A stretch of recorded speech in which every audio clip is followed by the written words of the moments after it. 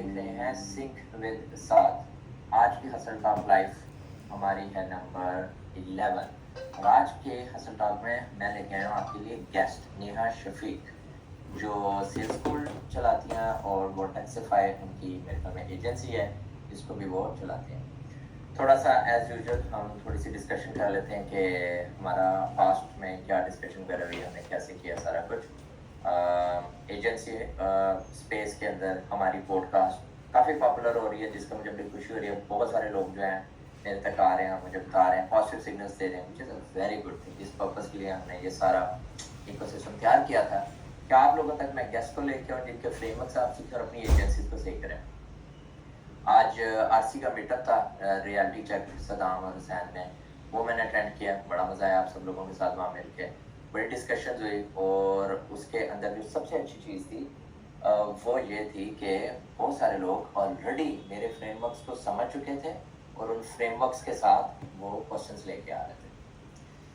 तो हमारी एक और चीज़ जो मेजर एक्टिविटी जो हमने इसके अंदर की है सारी चीज़ के अंदर, वो ये है कि सबको डायरेक्ट किया फेसबुक ग्रुप्स के अंदर, जहाँ पे जाके आप जो हैं क्वेश्चन वगैरह पूछ सकते हैं। और अगर आपने हमारी कम्युनिटी वगैरह को ज्वाइन अभी तक नहीं किया, वो ये QR कोड कहीं आ रहा होगा, इसको स्कैन करें और यहाँ पे आप जाएं मेरी 6 आवर्स की लाइव हसल टॉक, जिसमें अब अगर आपको ज़िंदगी में कोई क्वेश्चन है, कोई भी क्वेश्चन है एजेंसी से रिलेटेड, वो आप यहाँ से फिगर आउट कर सकते हैं। और 2, आप जाएं जाके कम्युनिटी ज्वाइन करें, व्हाट्सएप ग्रुप और फेसबुक में जाके आप जो भी क्वेश्चन पूछेंगे उनका मैं आंसर करता हूँ 24 आवर्स में, 2 दफ़ा 3 दफ़ा या 1 दफ़ा। बाकी नो फर्दर ड्यू, हम नेहा को लेके आते हैं साथ। उनका बहुत शुक्रिया, वो शॉर्ट टाइम में आई। नेहा, आवाज़ आ रही है आपको? जी सर, अस्सलाम वालेकुम, मुझे आवाज़ आ रही है। Am I audible? वालेकुम अस्सलाम जी, परफेक्ट। थैंक यू नेहा, आपने इतनी टेक्निकल मेरे साथ आज मैनेजमेंट की, ठीक है ना। असल तो आप लाइफ की यही गेम है जी, आपने हसलर दिखना होता है इधर, समझ रहे हैं। और वो हसलर ही क्या जिसकी पहली गो में चीज़ सही हो जाए। बिल्कुल। थैंक्स टू यू सर, आप बड़े पेशेंट थे मेरे साथ। नहीं, दैट्स फाइन। हम तो 6-6 घंटे बैठ जाते हैं, हमें तो कोई मसला नहीं। हमारी ऑडियंस हर जगह। अब तो आज माशाल्लाह नेहा के चैनल पे भी हम लाइव हैं और नेहा की भी जो कम्युनिटी है, खासतौर पे सेल्स स्कूल की community, which is very impressive. अगर आप लोगों को नहीं पता, आप जाएँ, ज्वाइन करें और इम्प्रेसिव। तो Neha, thank you for joining. सबसे पहले तो अपनी आप हसल स्टोरी हमें बताएं। हमारा फ्रेमवर्क ऐसे होता है हसल टॉक लाइव का, जिसमें हम आप जैसे हसलर्स की हसल स्टोरी पूछते हैं।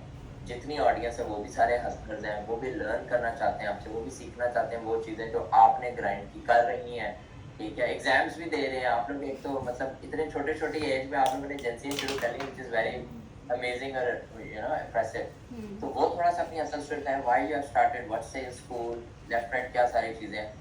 और उसके बाद फिर हम आपसे क्वेश्चन पूछेंगे बीच में और हम एक फ्रेमवर्क डिफाइन करेंगे हमारी सारी जो एजेंसीज बना रहे हैं, सेल्स कर रहे हैं, ईमेल कर रहे हैं, उसके इन बिटवीन डिस्कशन। जी अच्छा, तो स्टार्ट कैसे करें? मतलब do I tell about myself कि मैंने कैसे स्टार्ट किया? आपकी हसल स्टोरी, आप मेरी कैसे हसल आपके एक दिन उठी और आपके जहन में आया कि मैंने सेल्स स्कूल बनाना है? असल में ऐसा ही हुआ था। ऐसे ही मैं एक दिन उठी थी और ऐसे ख्याल आया था कि चलिए सेल्स स्कूल बनाते हैं। नहीं, ऑनेस्टली ऐसा कुछ भी नहीं हुआ था। मैंने स्टार्ट किया था वेरी स्मॉल, वेरी सिंपल। अभी क्योंकि हम 10-15 मिनट लेट थे, तो मैंने इंस्टाग्राम पे अपने क्वेश्चंस में यही आंसर किया था। समवन आस्क्ड मी कि हाउ डिड यू स्टार्ट, तो मैंने यही कहा था कि I started very small, very simple as a freelance content writer, and till date that is my biggest and proudest achievement. कि मुझे बहुत अच्छा लगता है, बहुत प्राइड फील होता है जब मैं कहती हूँ कि I am still a freelancer, although I have transitioned from this traditional freelance model to now a founder like agency model thing, but still मुझे बहुत अच्छा लगता है जब मैं अपने आप को फ्रीलांसर बुलाती हूँ, जब लोग मुझे फ्रीलांसर बुलाते हैं, और ये मेरी सबसे बड़ी पहचान होगी। So yes, I was 16. I am often the very youngest in every room. So like I have been to university, I have been to panel talks, I have been to other universities for talks, sessions, podcast वगैरह, and I have realized, I have noticed कि I am often the youngest one in every room, and that is only for the fact कि मैंने बहुत जल्दी start किया था, which is a very good thing about early start. तो काफ़ी लोग पूछते हैं कि हम कब स्टार्ट करें, what is the right age to start. तो मुझे लगता है कि राइट एज से ज़्यादा we should focus on right mindset to start, कि कब आप मेंटली रेडी हैं to start. And for me it was at the age of 16 when I started. Covid का टाइम था, हम सब घरों में बंद थे। I was in my second year of college high school. 2020-21 की बात है कुछ, मैं 16 की थी। I had recently lost my 16 उस वक्त। तो मैंने स्टार्ट किया था with this very simple, Facebook पे याद है पहले गिग्स आती थी कि urgently need a writer, looking for a writer. तो ऐसे मैंने स्टार्ट किया था। So the first project I got which was एक आर्टिकल लिखना था, कुछ 80 या 100 वर्ड्स का ऐसा कुछ था, लाइक एक स्मॉल कॉपी थी, आर्टिकल भी नहीं था, सैम्पल उसका मांगा था मुझसे किसी ने, it was a test sample and someone promised me. अच्छा, वो जो बंदा था वो भी एक थर्ड पार्टी आउटसोर्सर था, तो उसने मुझे प्रॉमिस किया था कि I will pay you good, and I almost trusted him कि अच्छा उसने कहा है तो वो अच्छा पे करेगा। Then I wrote the sample, he approved. उसके बाद मैंने पूरा आर्टिकल लिखा था, आई थिंक 800,000 वर्ड्स का वो आर्टिकल था। एंड उस वक्त ना 2020 में, अभी तो राइटर्स इतने मेच्योर है, इतने सेंसिबल है, इतने अवेयर हैं, वेल अवेयर हैं कि उन्हें पता है कि how much they should charge. तब तो अक्ल भी नहीं थी या आइडिया भी नहीं था। तो ही सेड टू मी कि I will pay you 0.8 ppw। अब जिसको नहीं पता है ना, तो जिसको पता है उसे पता है, बट जिसको नहीं पता है ना उसे ये कभी भी समझ नहीं आ सकता है ppw का क्या मतलब है। सो ppw इज पैसा पर वर्ड। हाँ, सो लाइक पैसा, नॉट पे पर वर्ड, इट्स लाइक पैसा। सो 1 रुपये में आपके 10 पैसे होते हैं ना। सो ही लिटरली पेड मी 0.8 पैसा पर वर्ड। 1 रुपया भी नहीं, 0.8 चवन्नी होती थी ना, उसके हिसाब से, जो कि बंद हो गई, उसने मुझे उसके हिसाब से पे किया। So he was like I think almost 20-21 का वो कॉलेज स्टूडेंट होगा, वो लम्स या IBA का, क्योंकि मोस्टली वहीं के बच्चे आउटसोर्स करते हैं ना ये एकेडमिक टास्क वगैरह। तो खैर मैंने वो आर्टिकल लिखा। माई फर्स्ट इनकम वॉज, लोग इतनी बड़ी बड़ी बातें करते हैं कि हमारी पहली इनकम 300 रुपये थी, 200 रुपये थी। मैं जब बताती हूँ ना कि मेरी पहली इनकम 80 रुपये थी, मतलब I literally earn 80 rupees for that 800 या 1000 वर्ड का कुछ आर्टिकल था। क्योंकि अच्छा, मैं भी कोई एक्सपर्ट नहीं थी, I was a very childish writer. मुझे जो समझ आता था मैं लिख देती थी। उस वक्त राइटिंग का मतलब ये था कि आपको जो भी इन्फॉर्मेशन मिल रही है गूगल पे आप सम अप करें एंड आप लिख दें। तो मैंने इस तरीके से स्टार्ट किया था। 80 रुपये से मैंने स्टार्ट किया था। उसकी मैंने मैग्नम खा ली थी, 20 रुपये अपने डाल के। 100 की मैग्नम आती थी 2020 में। ऐसे मेरा स्टार्ट था। तो ये मेरा स्टार्ट था। I was 16। उस वक्त कॉलेज बंद थी क्योंकि कोविड था। उसके बाद ये एक मुझे क्लाइंट मिला था, तो मुझे लगा था इसके बाद के सारे क्लाइंट्स ऐसे ही होंगे और मुझे ऐसे 80, 100, 200, 300 ऐसी मेरी प्रोग्रेस होगी। But then I signed up on Upwork. तब मुझे ये भी नहीं पता था कि अपवर्क का जो मिनिमम एज क्राइटेरिया है दैट इज़ 18, ठीक है, एंड आई वाज 16। मैं 2 साल यंगर थी उससे, 2 साल पहले थी। तो मैंने अपवर्क पे साइन अप कर लिया। तो आपको है ना एज का नोटिफिकेशन है ना तब तक नहीं आता जब तक आप अपने पैसे विड्रॉ नहीं करो। Like the moment you try to withdraw your money ना, देन दे टेल यू कि अच्छा आप ये सबमिट करें, वी नीड टू वेरीफाई कि you are 18 year old legal citizen वगैरह वगैरह। तो मैंने काम किया, मैंने पिच किया, someone liked my proposal and a content editor from this team, from this German company which was a fashion apparel company, उन्होंने मुझे रीच आउट किया ऑन अपवर्क कि ये आर्टिकल आपका हमें पसंद आए। ये मैंने ना उसकी बिल्कुल फ़ौरन बात किया था, वो 80 रुपये के फ़ौरन बाद मैंने ये वाला काम किया था। तो उन्होंने मुझे कहा कि ये $5 का आर्टिकल है, टेस्ट आर्टिकल, ये आप सबमिट करें एंड उसके बाद you are in। तो मैंने वो $5 का टेस्ट आर्टिकल सबमिट किया, वो अप्रूव हुआ। तो मैंने कहा चलो चलो $5 निकाल के देखते हैं ना। तो जैसे मैं निकालने गई ना तो उन्होंने कहा कि नहीं अभी तो आप 2 साल बाद आना। तो तब वो मेरी आईडी सस्पेंड हो गई अपवर्क की। वो मेरी पहली और आखिरी अपवर्क की आईडी थी जो सस्पेंड हो गई। उसके बाद मैंने ये काम किया कि वो वाला आर्टिकल, वो वाला बंद हो गया रास्ता। फिर वो अनफॉर्चुनेटली मैं कहूँगी कि ये हुआ कि मैंने उस वक्त जुगाड़, क्योंकि हम पाकिस्तानी हैं, हम जुगाड़ हुए हैं, तो किसी ने मुझे सजेस्ट किया था कि तुम है ना एक एम्प्टी डॉक्यूमेंट में अपना ईमेल एड्रेस, अपना कॉन्टैक्ट नंबर लिख के क्लाइंट को भेज दो, because you can not directly share your contact information on Upwork now with the client. वैसे ही मेरी आईडी तो सस्पेंडेड थी, मैंने कहा रिस्क ले लेते हैं। तो मैंने ये किया एंड वो क्लाइंट समझ गई। मतलब गोरो का इतना ह्यूमर नहीं होता, but she got it and उसने भी मुझे आउट ऑफ मतलब रीच आउट किया। फिर मैंने उसके साथ 1 साल 2 महीना काम किया and I made good money, अल्हम्दुलिल्लाह I made very good money. तो मुझे पता चला कि एक 80 वाला एक्सपीरियंस और उसके बाद ये मैंने अच्छा जस्ट फॉर एन एस्टिमेट मैंने $3,500 पर महीना बनाए थे उस वक्त, पर महीना। और मैंने 1 साल 4 महीने 16 साल। तब मुझे ये भी नहीं पता था कि I be very honest, I was very very very nice. मुझे ये भी नहीं पता था कि 1 लाख में कितने ज़ीरो होते हैं एंड 10 लाख कितने बनते हैं, पैसे कैसे निकालते हैं, डॉलर का रेट क्या चल रहा होता है, कुछ भी नहीं पता था। I was just into writing and I loved writing. और ये सारा काम विड्रॉल का, पैसों का, ये सब मैं पता कैसे करती थी। there used to be this group, there is still this group, e-commerce by Sunny Ali, जहाँ पे बहुत अच्छे लोग हैं। वहाँ पे आई फाउंड समवन जिन्होंने मुझे मदद की ऑन ट्रांजेक्शन के लिए। तो मैंने उनसे कहा कि भाई ये मेरे पैसे आए हैं, उन्होंने मुझे अपना पेपाल का अकाउंट दिया, उनसे मैंने ट्रांजेक्शन्स की, उन्होंने मुझे एग्जैक्टली वही अमाउंट भेजी after cutting all the extras and that's how I got my money. तो इस तरीके से एक बंदे से दूसरा बंदा जुगाड़ू किसी से मदद मांग के, and there was this one thing कि मैं ना पूछ लेती थी, मैं मांग लेती थी मदद। मुझे ऐसी शर्म नहीं आती थी कि यार मैं कैसे मांगूंगी, मैं कैसे पूछूंगी, वो मना कर देगा तो नहीं। तो जिससे भी मैंने मदद मांगी है ना, आई कैन रिकॉल अब 5 से 6 साल बाद कि 98% लोगों ने मदद की है। तो बस ये एक लेसन है कि मदद मांगने से मत हिचकिचाएं and you will be good to go. बस that's my story, that's my hustle story from freelancer to Whatexify का क्या सीन है, वो कब आई? Whatexify आई जब फ्रीलांसिंग बहुत एक्सप्लॉइटेड हो गई थी। फ्रीलांसिंग फूड पांडा है आपका? फूड पांडा नहीं आया यार, हम तो हाँ अच्छा। Whatexify आई जब फ्रीलांसिंग बहुत एक्सप्लॉइटेड हो गई थी और मुझे लगा कि नाउ इट्स द टाइम कि आप फ्रीलांसिंग से एजेंसी मॉडल पे स्विच करें। एंड फिर हमने अपनी टीम बनाई। Also I was in university so I could not spare a lot of time to work and then my degree psychology, वो भी नफ्सियात। तो फिर मैंने सोचा कि I need to make a team. फिर हमने टीम बनाई। हमारा सारा वर्क फ्रॉम होम है, रिमोट काम है। So it's like a very small very close नेटेड agency setup जिसमें हमारे पास 8 से 9 एम्प्लॉयज़ है, उनमें से 4 रिमोट पे है, बाकी 3 ऑन एंड ऑफ होते हैं। And that's how it work. So we offer GTM services for sales clients. तो वो बड़ा क्लोज, मतलब कहते हैं ना कि मुझे स्केल करने की कोई जल्दी नहीं है। I am well set and I want to keep it very close to me. तो Whatexify वो वाला सीन है। बट जो फ्रीलांसिंग वाला काम है वो तो अलग ही है, वो तो हमेशा दिल के बहुत करीब रहेगा बिकॉज उसने जो पहचान दी है ना वो किसी और चीज़ ने नहीं दी है। Otherwise I would be just another psychology graduate जो अभी 30 या 40 हज़ार की जॉब के लिए, I just completed my degree like a day back, पिछले दिन, एक दिन पहले। तो मैं भी वो 30 या 35 हज़ार की जॉब के लिए इधर उधर घूम रही होती।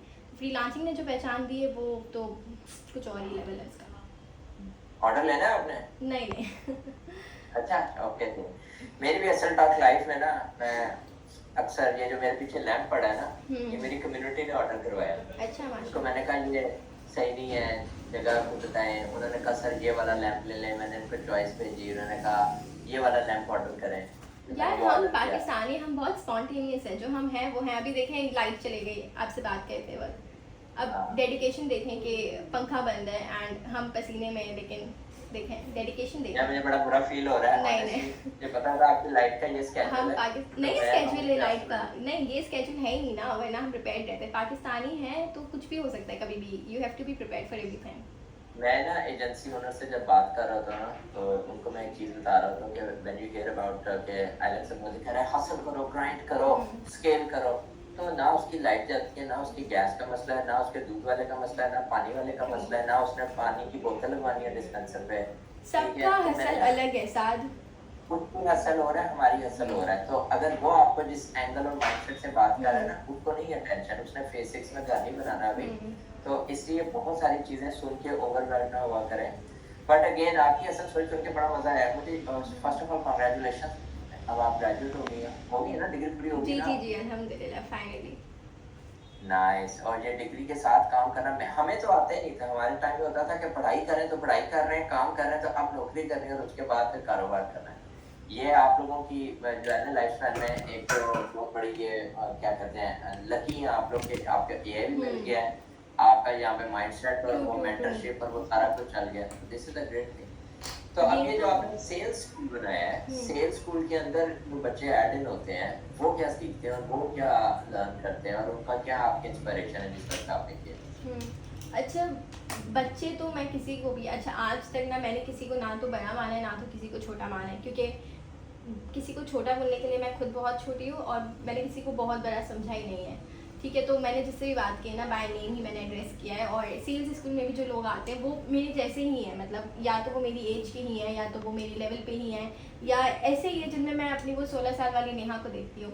तो सब मतलब ऐसा है कि वो ऐसा कोई सीन नहीं है हमारा कि कोई मेंटोर है, कोई लीड कर रहा है। जैसे आपकी कम्युनिटी आई हैव फेल्ट कि बहुत वो ऐसी है ना कि you are the one leading it ना, लेकिन हमारे में ना इट्स लाइक मैंने स्टार्ट ऐसे किया था कि I was the face, I used to answer all the questions, but now it has become more like a very interactive thing, जिसमें लोग एक दूसरे की मदद एक दूसरे की मदद खुद करते हैं। So I give you an example कि अगर किसी के साथ कोई स्कैम हुआ है in any XYZ corporate company, someone would come up and tell him or her कि जैसे वो कह रहा होगा ना कि मैं इस कंपनी के लिए जॉब करने जा रहा हूँ, वैसे ही बंदा रिप्लाई नहीं करेगा। कोई नॉर्मली से सवाल होगा ना कि ये एक्सटेंशन कैसे डाउनलोड करना है या ये डिज़ाइन चेक करके बताओ कैसी, वैसे कोई जवाब नहीं देगा। बट जब ये वाली बात आएगी ना कि इस कंपनी का मुझे रिव्यू दो या ये मेरे साथ स्कैम हुआ है इसमें मुझे सपोर्ट करो, तब आई हैव नोटिस कि मेरी कम्युनिटी एक्स्ट्रा सपोर्टिव हो जाती है। And that's the thing about community building I feel कि नॉर्मल चीज़ों में भले आप जवाब नहीं दो, आप भले रिस्पॉन्स नहीं दो, यू निगलेक्टेड, बट ये वाले जो मसले में जो खड़ा होता है ना, जो सपोर्ट करता है, that is the real thing about building a strong community. And उसमें बस यही है कि people come, they ask questions, they get answers and then they leave. तो हमारे में एक और अच्छी बात ये है कि हमारी रिटेंशन इस तरह से अच्छी है कि लोग है ना, पहले ऐसा था कि लोग छोड़ते नहीं थे जिनको नीड नहीं थी। जैसे हमारे पास अभी आर्ट है, ठीक है, 8 ग्रुप्स हैं अलग अलग स्किल्स के हिसाब से, डिज़ाइनिंग, राइटिंग, एडिटिंग। तो ऐसा होता था कि लोगों को नीड नहीं भी होती थी ना, वो छोड़ते नहीं थे। फिर मैंने रूल बनाया कि भाई आप मैक्सिमम 3 में हो सकते हो, लेकिन who listen to rules in Pakistan, तो कोई सुनता नहीं है, तो उसका कोई जवाब नहीं आया।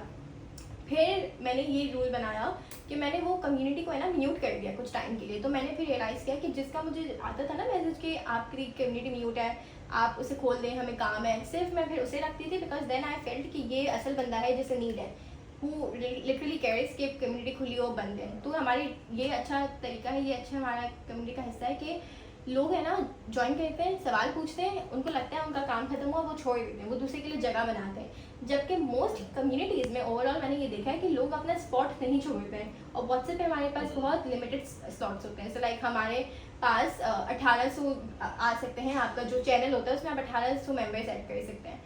तो ये मैंने फिर इसको, आप मुझसे परसों तरसों ही पूछ रहे थे ना कि आप कैसे फिगर आउट करते हैं अपना, हाँ, तो मैंने ये रूल बनाया है कि भाई आपका काम खत्म हुआ, आप छोड़ दें, आप जगह बनाएं दूसरों के लिए। दूसरे आएंगे, उनको मज़ा आएगा, नहीं मज़ा आएगा, वो रहेंगे या तो छोड़ देंगे, ताकि everyone can experience the crafts of being in a community. Very nice. हमने पता क्या किया, हमने फिर फिगर आउट क्या किया, हमारी कम्युनिटी के 2-3 बॉयज हैं, उन्होंने कहा साथ भाई ये सिस्टम है AI ऑटोमेशन, ये लगा रहे हैं रोज का। एक वो मिस्टर पता नहीं क्या नाम है यार, सारे चैट में लिख देते हैं, हमारा वो जो चेकर है डेली का, वो क्या नाम है उसका, तो वो बताते हैं आपको। तो वो पूछता है कि if you are still alive and active.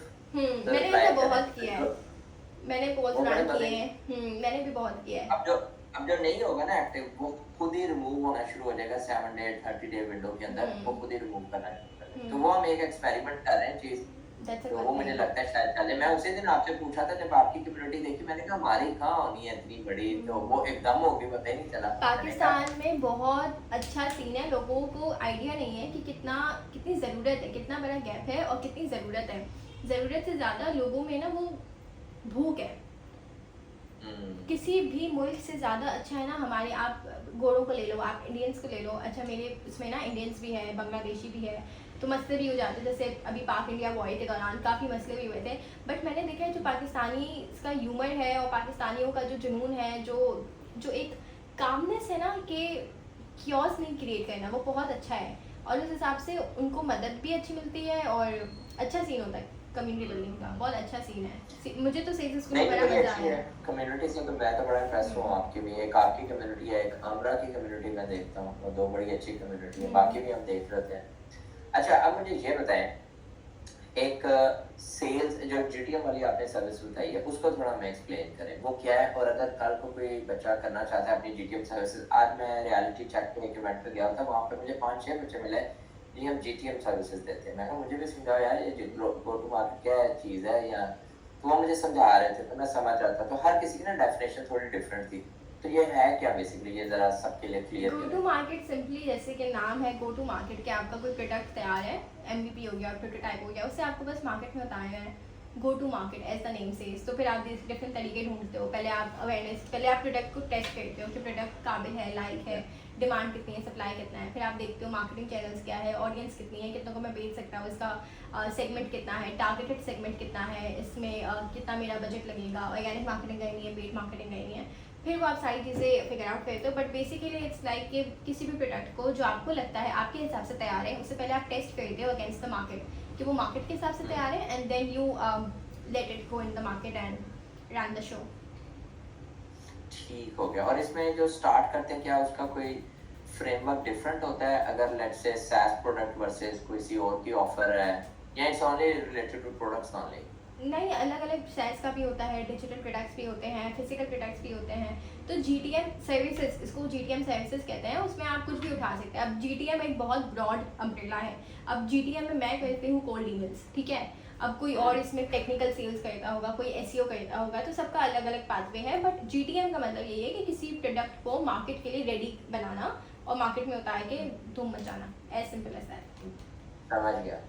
अब मुझे ये बताएं, कोल्ड ईमेल की बात करें, बहुत सारे बच्चे जो है ना उनको लगता है कि कोल्ड ईमेल ना सस्ता, आसान, आपके पास पैसे नहीं, आप ऐड नहीं लगा सकते, सेल्स के बच्चे नहीं सकते, तो ईमेल से शुरू करें। इज दिस ट्रू कि अगर आप ईमेल से शुरू करें? सॉरी, ईमेल से शुरू करें तो यानी कि बहुत सारे बच्चे जो है ना, मैं जरा बच्चा कहता हूँ क्योंकि मैं उम्र में ना सबसे बड़ा हूँ, ठीक है।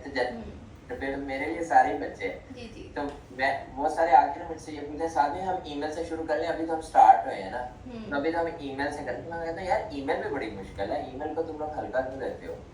अच्छा देखो, सबके लिए ना अलग अलग चीज़ें मुश्किल है और सबके लिए अलग अलग चीज़ें आसान है। अब जो मैंने किया है और जिसमें मुझे लक दिखा है वो मेरे लिए आसान है, जो मैंने नहीं किया है या जो मैंने ऐसे सुना है लोगों से कि मुश्किल है, वो मेरे लिए मुश्किल है, ठीक है। तो सबका अलग पर्सपेक्टिव है। अब आसान क्या है, मुश्किल क्या है, इस पर तो मैं नहीं बता सकती क्योंकि सबका अपना एक्सपीरियंस होता है।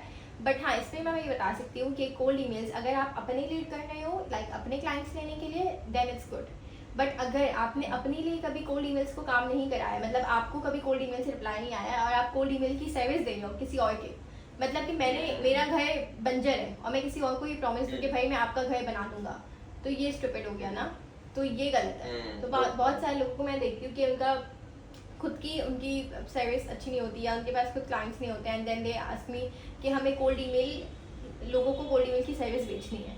तो अगर आपको इतना ट्रस्ट है और आपकी कोल्ड ईमेलिंग एबिलिटी इतनी अच्छी है, तो आप अपने लिए पहले क्लाइंट्स ढूंढें एंड उन्हीं रिजल्ट्स को लेंगे, दूसरों को पिच के देखें मैंने कोल्ड ईमेल करके अपने लिए ये स्टैट्स आए, मेरे रिजल्ट्स ये हैं, numbers, and then I can do the same for you, as simple as that. तो हमने ना काफ़ी चीज़ों को बहुत कॉम्प्लिकेटेड बनाया है। It's very simple, like making money in 2026 online, like making money online in 2026 is literally very simple, and I would say very less hard. easy मैं नहीं बोलूँगी but very less hard, ये मैं कह सकती हूँ। अच्छा, चले हम एक लड़की का केस लेते हैं। आज वो कहती है कि मैं एक अपनी एजेंसी रन करना चाहती हूँ, ठीक है, और उसमें वो कहती है मैं GTM सर्विसेज दूंगी। तो आपके ख्याल में उसको फर्स्ट स्टेप क्या लेने चाहिए, फर्स्ट 2-3 स्टेप्स थोड़ा सा फ्रेमवर्क में अगर बताएं? GTM सर्विसेज में तो देखिए, GTM है ना, आई स्टिल फील कि एक बहुत फैंसी सा टर्म है जो हमने अडेप्ट कर लिया है, जेनजी फैंसी टर्म है। तो GTM को छोड़ो, आप ये बोलो कि आपको GTM में भी थोड़ा सा स्पेसिफाई करो कि आपको GTM में क्या करना है। आपको SEO करना है, आपको SEO करना है, आपको कंटेंट मार्केटिंग करनी है। जैसे अमरा जो है, अमरा फारूक, राइट, अमरा फारूक कंटेंट मार्केटिंग बहुत अच्छी करती है। हाँ, तो आपको वो करनी है, आपको सेल्स करना है, कोल्ड ईमेल्स करना है, कोल्ड कॉल्स करना है, आपको लिंक्डइन ऑटोमेशन करना है, आपको लिंक्डइन सेल्स नेविगेटर के थ्रू क्लाइंट्स लाके देने हैं। तो इतने छोटे छोटे यूज केसेस बन गए ना। सो आई नो दिस गाय जो whose only work is, so he runs a ticketing agency just by doing this one thing, doing this one task, जिसमें वो ये क्या करता है कि उसके पास क्लाइंट्स हैं जो है ना इवेंट्स कराते हैं, ग्लोबली इवेंट्स कराते हैं उसके क्लाइंट्स। वो उन इवेंट्स में जो अटेंडीज होते हैं ना, उन अटेंडीज का कॉन्टैक्ट इन्फॉर्मेशन ला के देता है। So that is his only job. उसका वाहिद काम ये है कि वो इवेंट के अटेंडीज ला के देता है, and then he bring those attendees to his client, उसके क्लाइंट के इवेंट के अटेंडीज को ला के देता है, और वो अटेंडीज वो अपने क्लाइंट को देता है, और फिर उसके क्लाइंट की सेल्स टीम उसे पिच करती है। तो इस बंदे का वाहिद क्या काम था, लाइक ABC है, तो A का वाहिद काम क्या है कि वो अटेंडीज की list, and it hardly takes 4 minutes या 5 minutes to extract all the attendees. तो इतने छोटे छोटे यूज केसेस है ना साथ के, हम अब क्लाइंट को नहीं पता ना कि there are tools, extensions, AI gadgets to ऐसे ही एक्सट्रैक्ट द अटेंडीज। अब उसको लग रहा होगा कि बंदे ने कितनी मेहनत की होगी, मैन्युअली एक एक बंदे को निकाला होगा, फिर एक्सेल शीट पे कॉपी किया होगा, बट 4 मिनट लगती है उसे, 4 मिनट लगती है उसे, एंड ही इजीली मेक्स $400-500 पर client.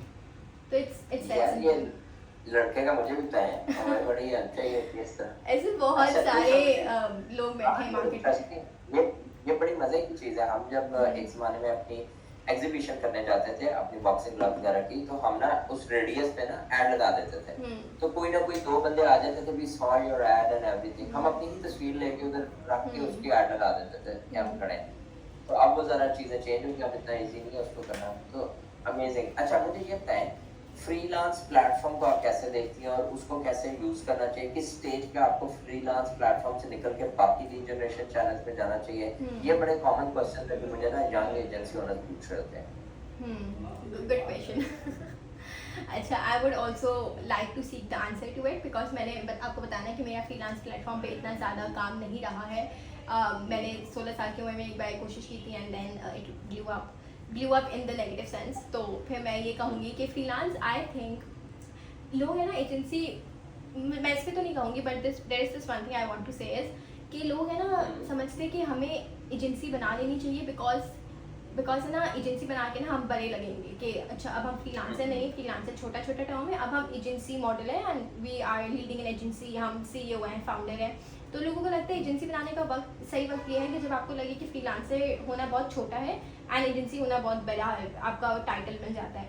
But you only build an agency when you have enough clients, like more than enough clients, then you can handle as a freelancer. That's the simplest definition to being an agency founder, like or building an agency. कि आप agency उस सूरत में बनाते हैं when you feel कि आपके पास ज़रूरत से ज़्यादा क्लाइंट्स हैं जिन्हें आप individually single handedly as a freelancer attend नहीं कर सकते। Then you create an agency, then you build a team, and then you delegate your task. जब आपके पास क्लाइंट्स ही नहीं है तो who would you serve ना? तो लोग ऑफिस ले लेते हैं, सेटअप बना लेते हैं, टीम बिठा लेते हैं, बट आपको ये नहीं पता होता कि आपको ऑफिस का किराया देना है, आपको टीम की 6 महीने की सैलरीज निकालनी है, आपको ऑफिस का इंफ्रास्ट्रक्चर देखना है, आपको टूल्स खरीदने हैं, आपको हज़ारों चीज़ें करनी है। तो like as simple as that. Beautiful definition. मैं तो वैसे सबको कह रहा हूँ फ्रीलांसिंग में ना घुसें, डे 1 से अपने आप को सोलोप्रेन्योर समझें। एक क्लाइंट आता है तो अपने आप को फ्रीलांसर ना कहें मैं एजेंसी ओनर हूँ, बस मेरे पास क्लाइंट थोड़े हैं। But this is a very good definition. अच्छा, मुझे एक चीज बताएं, पाकिस्तान में इतनी वुमेन एजेंसी ओनर्स क्यों नहीं है? पाकिस्तान में software agencies, e-commerce agency, digital agency, content agency, even sales agency, मतलब मैं वुमेन इन एजेंसी स्पेस ढूंढ रहा होता हूँ तो मुझे बड़ी मुश्किल आ रही होती है। मतलब क्या वजह, आपको क्या चैलेंजेस लगते हैं कि पाकिस्तान में या हम लोगों के इंफ्रास्ट्रक्चर में, या शायद वो कहती हैं ये खैर है करने मेरे को हम अच्छा कुछ सीक्रेट काम कर रहे हैं? नहीं यार, देखो साथ अगर हम कल्चरल कॉन्टेक्स्ट में देखें ना तो यू नो कि पाकिस्तान में कैसी मेंटेलिटी के लोग हैं। मतलब मैं नहीं कहती नेगेटिव कुछ है या मर्द करने नहीं देते, बट आप देखो एक औरत की लाइफ स्पैन क्या होती है। मतलब मैंने स्टार्ट किया था 16 में, बट एक नॉर्मली घरेलू लड़की को नहीं पता होता है कॉलेज खत्म होने तक, उसको इतना एक्सपोजर नहीं होता, राइट? मोबाइल फ़ोन उससे मिलता है 20-21 में, देन शी गेट्स टू नो कि फेसबुक भी कोई चीज़ है, इंस्टाग्राम भी कोई चीज़ है। मैं बता रही हूँ हर लड़की अपनी कैपेबिलिटी में काम कर रही है। कुछ आप देखेंगे, अच्छा मैंने जब स्टार्ट किया था ना, जब मुझे बहुत भूख थी, तब मैंने ना Oriflame, there is a brand, there is a cosmetic brand called Oriflame, but आपकी बेगम को पता होगा, उनसे पूछना। मुझे बड़ी अच्छी तरह पता है, मैंने कॉस्मेटिक्स पे बहुत हाँ, तो खातून है ना ये ऑर्डिनरी वाला, हाँ सारा को पता है। हाँ, तो काफ़ी ये जो खवातीन और है ना, ये इनका ग्रुप चलता है ऑरिफ्लेम का, और ये प्रोडक्ट बेच की कमीशन लेती है, तो वो ना आपसे एडवांस मांगती है। खैर, तो मुझे उसमें स्कैम हुआ था। The point I am trying to make here is कि बहुत सारी औरतें अपनी कैपेबिलिटी में, सेल्स गर्ल्स हो गई या ऑनलाइन काम करने वाली हो गई या रिसेप्शनिस्ट हो गई, कॉल सेंटर में लड़कियाँ हो गई, अपनी कैपेबिलिटी में काम कर रही हैं इन पर्सन जॉब्स में, ठीक है। रिमोटली इसलिए नहीं कर पा रही हैं क्योंकि या तो एक्सपोजर नहीं है, या तो उनका शुरू होने से पहले ही ना, जब उन्हें लगता है कि हाँ अब हम तैयार हैं, उनसे पहले ही उनकी शादी, बच्चे, ससुराल, घरेलू मामले वो शुरू हो जाते हैं। आप देखिए ना, 20 में, 21 में उनकी, 22 में कॉलेज ये यूनिवर्सिटी कंप्लीट होती है, उसके बाद रिश्ते आने शुरू हो जाते हैं, 24-25 में शादी होती है, 26 में पहला बच्चा, 28-29 में दूसरा बच्चा, फिर वही घर के मामले, घर के काम। बट औरत को रियलाइज़ होता है हर स्टेप पे, उसे ये फील होता है कि हाँ there is this very urgent need to be independent, और हर औरत अभी अपनी कैपेबिलिटी में काम कर रही है। मैंने पर्सनली बहुत सारे वर्कशॉप्स निकाले हैं for women in Pakistan, there's this thing I initiated back on Women's Day consecutively for the last 2 Women's Day, जो जिसे हम कहते हैं सुपर वुमेन वर्कशॉप, जिसमें मैं हर वीकेंड पे सिर्फ औरतों के साथ, खुसूसन ख़वातीन के साथ सेशंस लेती थी और मैं उन्हें बताती थी स्टेप बाय स्टेप कैसे आप फ्रीलांसिंग कर सकती हैं. बट आप देखें अभी आपका क्या शेड्यूल होगा, क्या आप पूरा दिन काम कर सकते हैं, right? You can work for 24 hours a day straight without any interference, क्योंकि पता है कि बाबा काम कर रहे हैं रूम के अंदर या खावन काम कर रहे हैं, जो भी, ठीक है. लेकिन एक औरत इस तरीके से काम नहीं कर सकती, specially when she is working from home. I work from home and I know कि मेरे ऊपर ऐसे कोई जिम्मेदारियाँ नहीं हैं बच्चों की या शोहर की या ससुराल की, बट स्टिल मुझे 10 बार आवाज़ें आती है दिन में कि नेहा ये कर लो वो कर लो, because I work from home and working from home means कि आप अवेलेबल हैं. As simple is that. Working from home means कि आप अवेलेबल हैं एंड यू नो हमारे काम में कॉन्सेंट्रेशन और फोकस की कितनी ज़रूरत होती है. आप फोकस से काम करें and then you leave it, और आप 5 मिनट के लिए गए, you can not come with the same focus back. तो एज सिंपल इज दैट. लेकिन हर औरत अपनी अपनी कैपेबिलिटी में काम कर रही है. That's what I want to say. हम क्या ऐसा करें कि ये लड़कियां जो हैं ये इजीली एजेंसी स्टार्ट कर सकें डिस्पाइट जो भी फैमिली लाइफ और इन चीज़ों के, उनको क्या फैसिलिटेट किया जा सकता है, क्या इकोसिस्टम प्रोवाइड किया जा सकता है? अच्छा देखें, आई थिंक एजेंसी स्टार्ट करना should not be the goal. Agency start करना क्या, कोई माइलस्टोन है क्या, कोई ऐसा कोई तमगा इम्तियाज़ है क्या, वो हासिल नहीं किया तो कुछ नहीं उखाड़ा ज़िंदगी में? नहीं. मतलब एजेंसी, मेरी जो लास्ट एजेंसी थी वो फेल हो गई थी, ये मेरी दूसरी एजेंसी है. मैंने जो लास्ट एजेंसी अपने पार्टनर के साथ की थी, the partner backed out, so I was left alone. ठीक है, तो एजेंसी स्टार्ट करना कोई या एजेंसी फेल करना, दोनों में से कोई भी बड़ी बात है छोटी बात नहीं है. एजेंसी स्टार्ट करने से पहले आपका पहला गोल ये होना चाहिए कि आपको $500 पर महीना बनाने. ठीक है, like make your first $500 online. That should be your first primary goal कि आपको महीना $500 बनाना है and that $500 should be with you. वो आपको कहीं पे भी नहीं देने, ताकि वो $500 आपको याद कराएं कि अच्छा आपने ये $500 कमाए तो आप और मज़ीद $500 कमा सकते हैं. जैसे मैंने जो अपने पहली इनकम है ना वो आज भी मेरे पास है, मैंने उसे नहीं छेड़ा है. वो मुझे याद दिलाती है कि अच्छा ये मेरे बैंक अकाउंट में है, मतलब इसका 10x मल्टीपल भी मेरे बैंक अकाउंट में आ सकता है.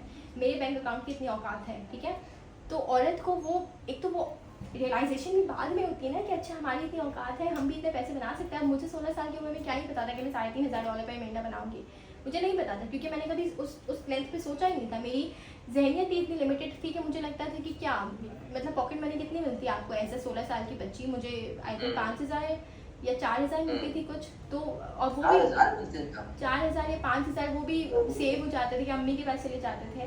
आप मुझे बहुत पुअर आज फीलिंग करवा रही हैं वैसे. नो 16 साल में आप कमा लिए पॉकेट मनियां. मैं आपको ये बता रही हूँ कि अगर मैं वो 800 रुपये वाले 800 के 80 रुपये वाले क्लाइंट से $3,500 वाले क्लाइंट के पास जा सकती हूँ and it's all because of अल्लाह ताला. मतलब मेरी क्या ही औकात थी. इट्स ऑल बिकॉज अल्लाह ताला wanted to make me realize कि नेहा तुम कर सकती हो. तो कोई औरत भी कर सकती है. तो मेरे में कुछ खास नहीं था. मैं 16 साल की बच्ची थी. मैंने सिंध बोर्ड से अपना किया था. मैं प्री मेडिकल कर रही थी सिंध बोर्ड से फ्रॉम दिस लोकल कॉलेज, और मुझ में ऐसी कोई खास बात नहीं थी. I had broken English, I had very low self confidence. कुछ भी ऐसा खास नहीं था जो मैं बोलूँ कि अच्छा ये तो बिकॉज आई हैड दिस तो मैंने ये अचीव किया, तुम नहीं कर सकती. नहीं, मैं बहुत अच्छी, बहुत काबिल और मुझसे तो बहुत ज़्यादा बेहतर लोग देखती हूँ जो बहुत कुछ उठा सकते हैं ज़िंदगी में, बट उनको वो रियलाइजेशन ही ज़िंदगी के 50-60 साल गुजारने के बाद आती है.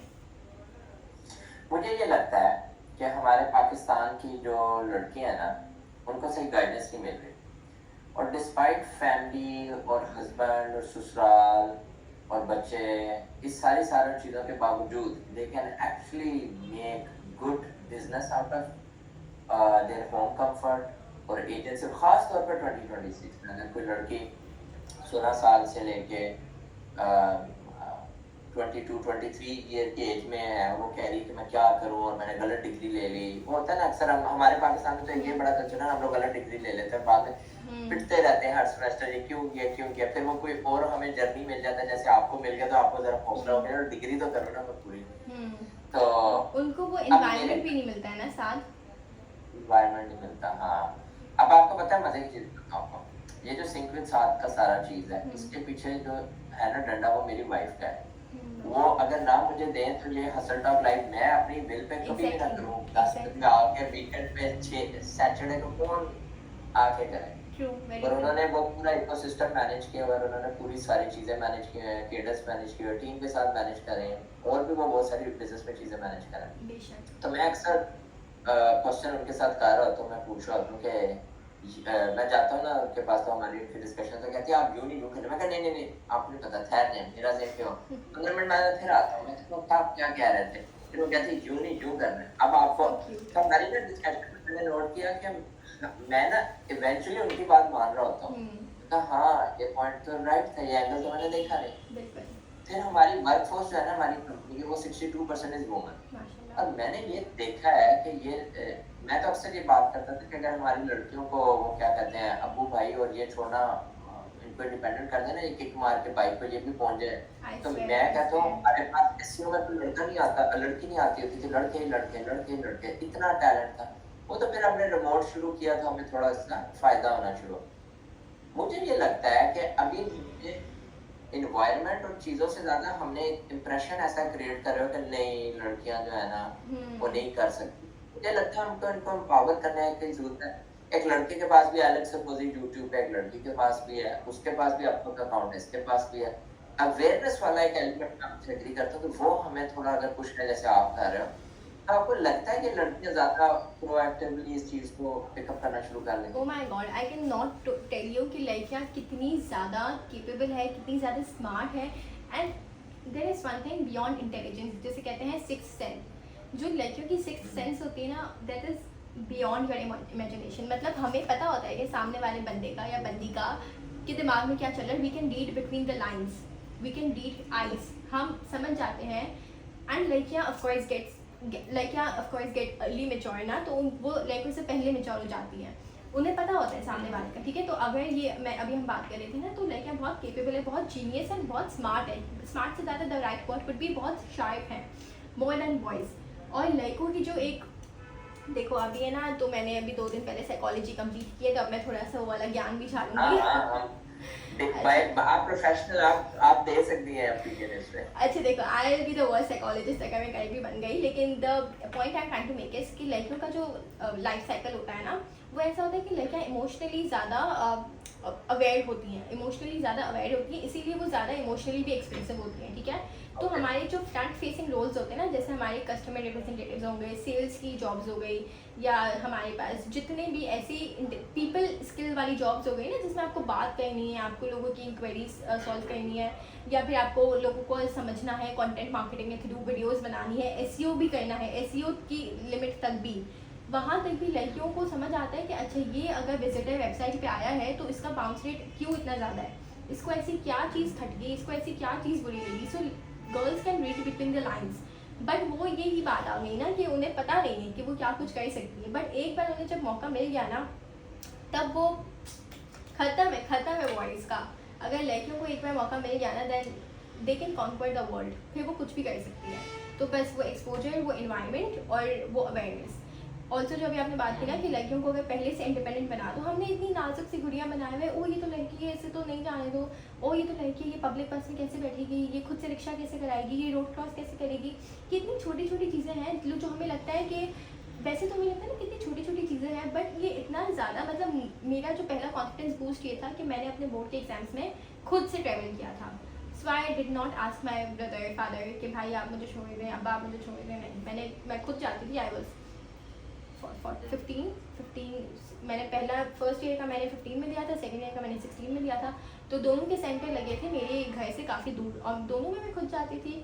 तो तब आई यूज़ टू यूज़ रिक्शा, तो मैं खुद रिक्शा कराती थी। और वो रिक्शे की जो कॉन्वर्जेशन होती है ना, भाई इतने नहीं आप ज़्यादा बोल रहे, वो that is a sales thing कि आपने नेगोशिएशन की। एंड नेगोशिएशन इज़ नॉट कि आपने अपनी बात जिता दी या आपने सामने वाले को हरा दिया।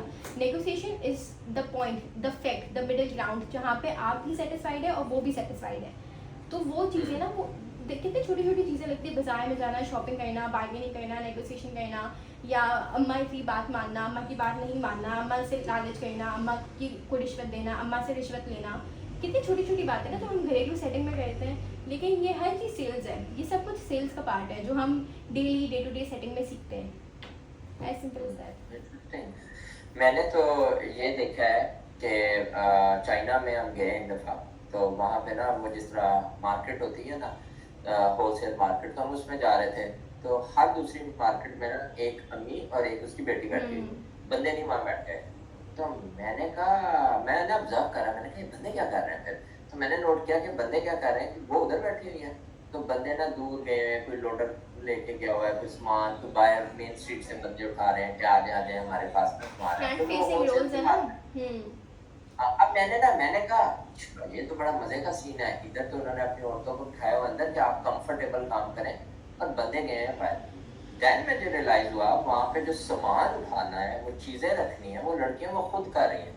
मतलब वहाँ पे ना एक लड़की खड़ी थी, उससे ना वो गिर गए डब्बे भारी वाले। तो हमारी इंस्टेंट क्या होती है, कोई लड़की खड़ी है, चीज गिरे, सारे बच जाओ जी उठाए। वहाँ पे कोई नहीं हिला, तो उसका सामान गिरा उठा लेंगे, जैसे लड़के जा रहे होते हैं हमारे पाकिस्तान में, किसी का गिरा उठा लेता है खुद ही।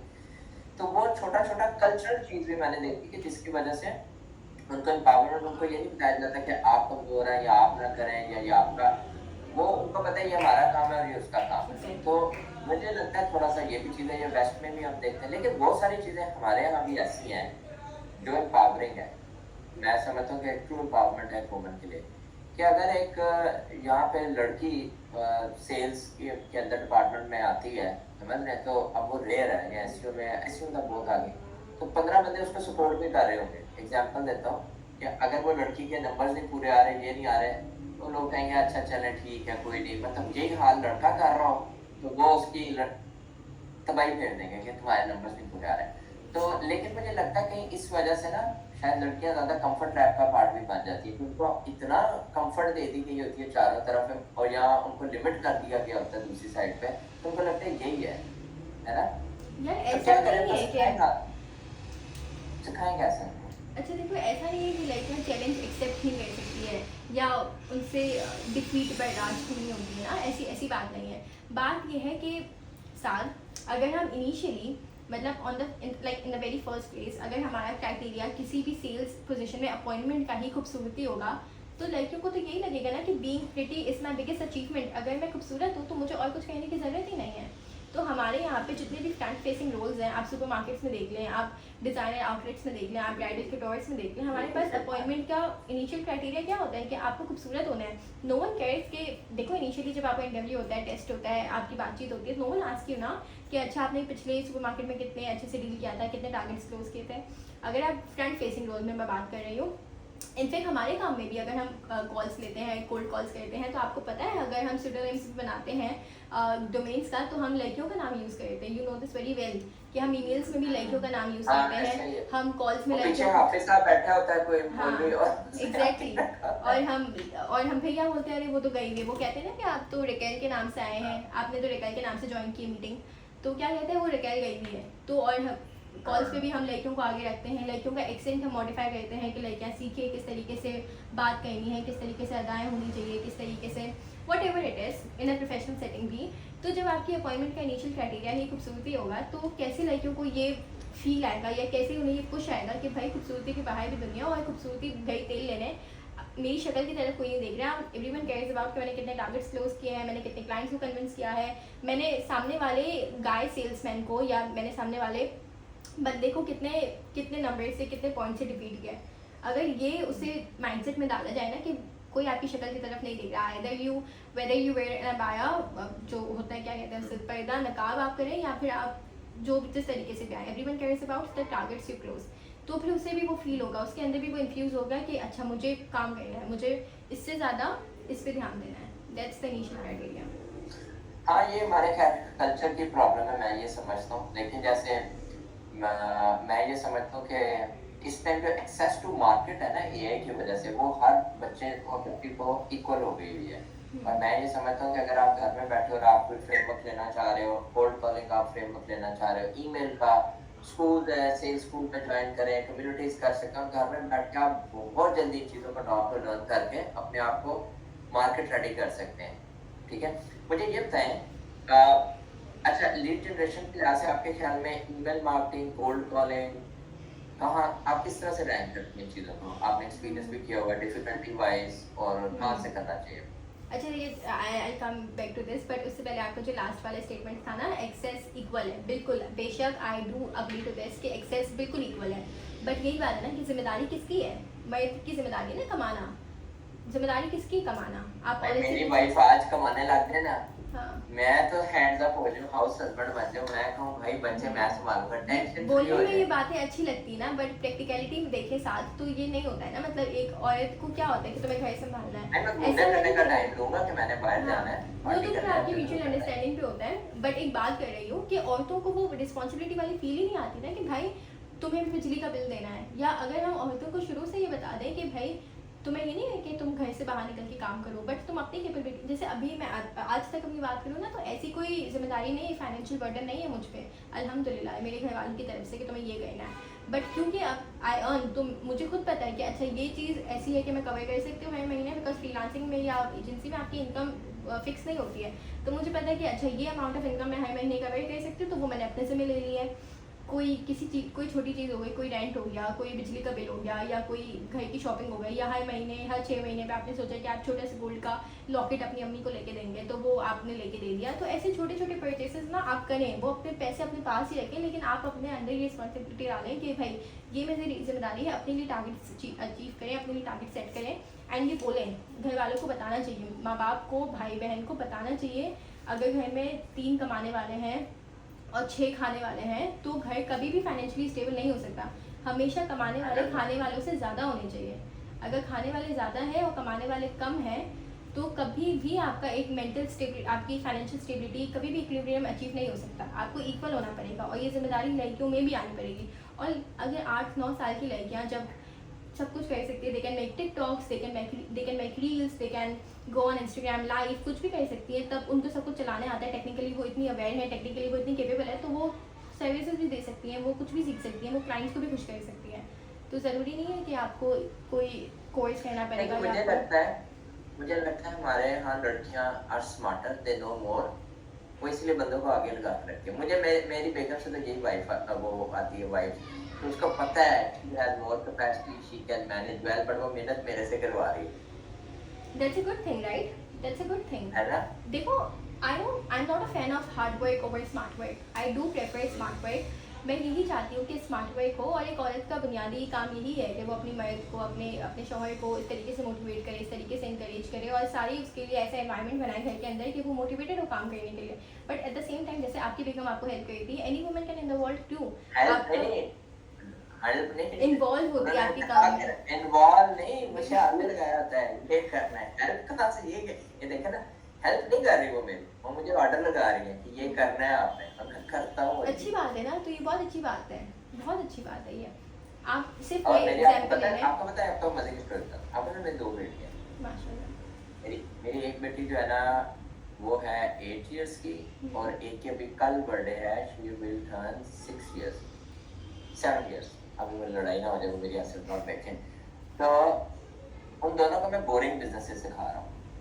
उनको मैं बता रहा हूँ पेंसिल कैसे बनती है, प्लांटिंग क्या होती है, समझ रहे ना? मैं उनको ए की तरफ नहीं लेके जा रहा, मैं उनको इन चीज़ों की तरफ नहीं लेके जा रहा, मैं उनको analytical, financial, management, life skills पे ज़्यादा उनके ऊपर फोकस रखता हूँ, ना कि उनको टेक्निकल।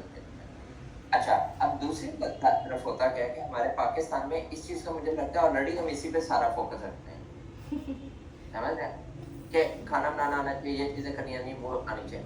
मुझे ये लगता है कि आने वाले दिनों में अगर आप अपने बच्चों को, खास तौर पर लड़कियों को, जैसे मैं नहीं चाहता कि मेरी बेटियां बड़ी होके तो वो कहें पापा मैं एआई में जॉब करें, नहीं, मैं चाहता हूँ they should learn everything else, और उसमें एआई को प्लग इन करें, ऐसे जैसे हम एक ज़माने में सेल और बैटरी का इस्तेमाल करते हैं। ये तो डालना ही डाला है ना, इसके बहुत चीज़ है, समझ रहे हैं? बिल्कुल ऐसा ही है। तो 40 सेंट जैस को ना हमने कभी बोरिंग बिजनेस वाले बोरिंग, आई फील पैसा उसी में है। मतलब समवन, मैं अभी रिसेंटली देख रही थी, an investor, like a very prominent investor got this choice to make कि आप बोरिंग बिजनेस में पैसा इन्वेस्ट करें या फिर आप एक बहुत फैंसी सा एआई इन्फ्यूज्ड बिजनेस में। And he chose a boring business, he chose a plumbing business, because उसने बोला कि एआई तो सब कर रहे हैं, एंड एआई अगर ये नहीं करेगा तो वो कर देगा, वो नहीं करेगा तो उसके, अगर मुझे नहीं आता होगा एआई और मुझे कोई क्लाइंट, कोई बंदा चाहिए होगा एआई करने के लिए, और वो मुझे समझ नहीं आ रहा होगा, मे बी उसका प्राइस ज़्यादा हो, कुछ भी हो, तो मैं वो एआई सीख के खुद भी कर सकता हूँ। बट प्लम्बिंग जो है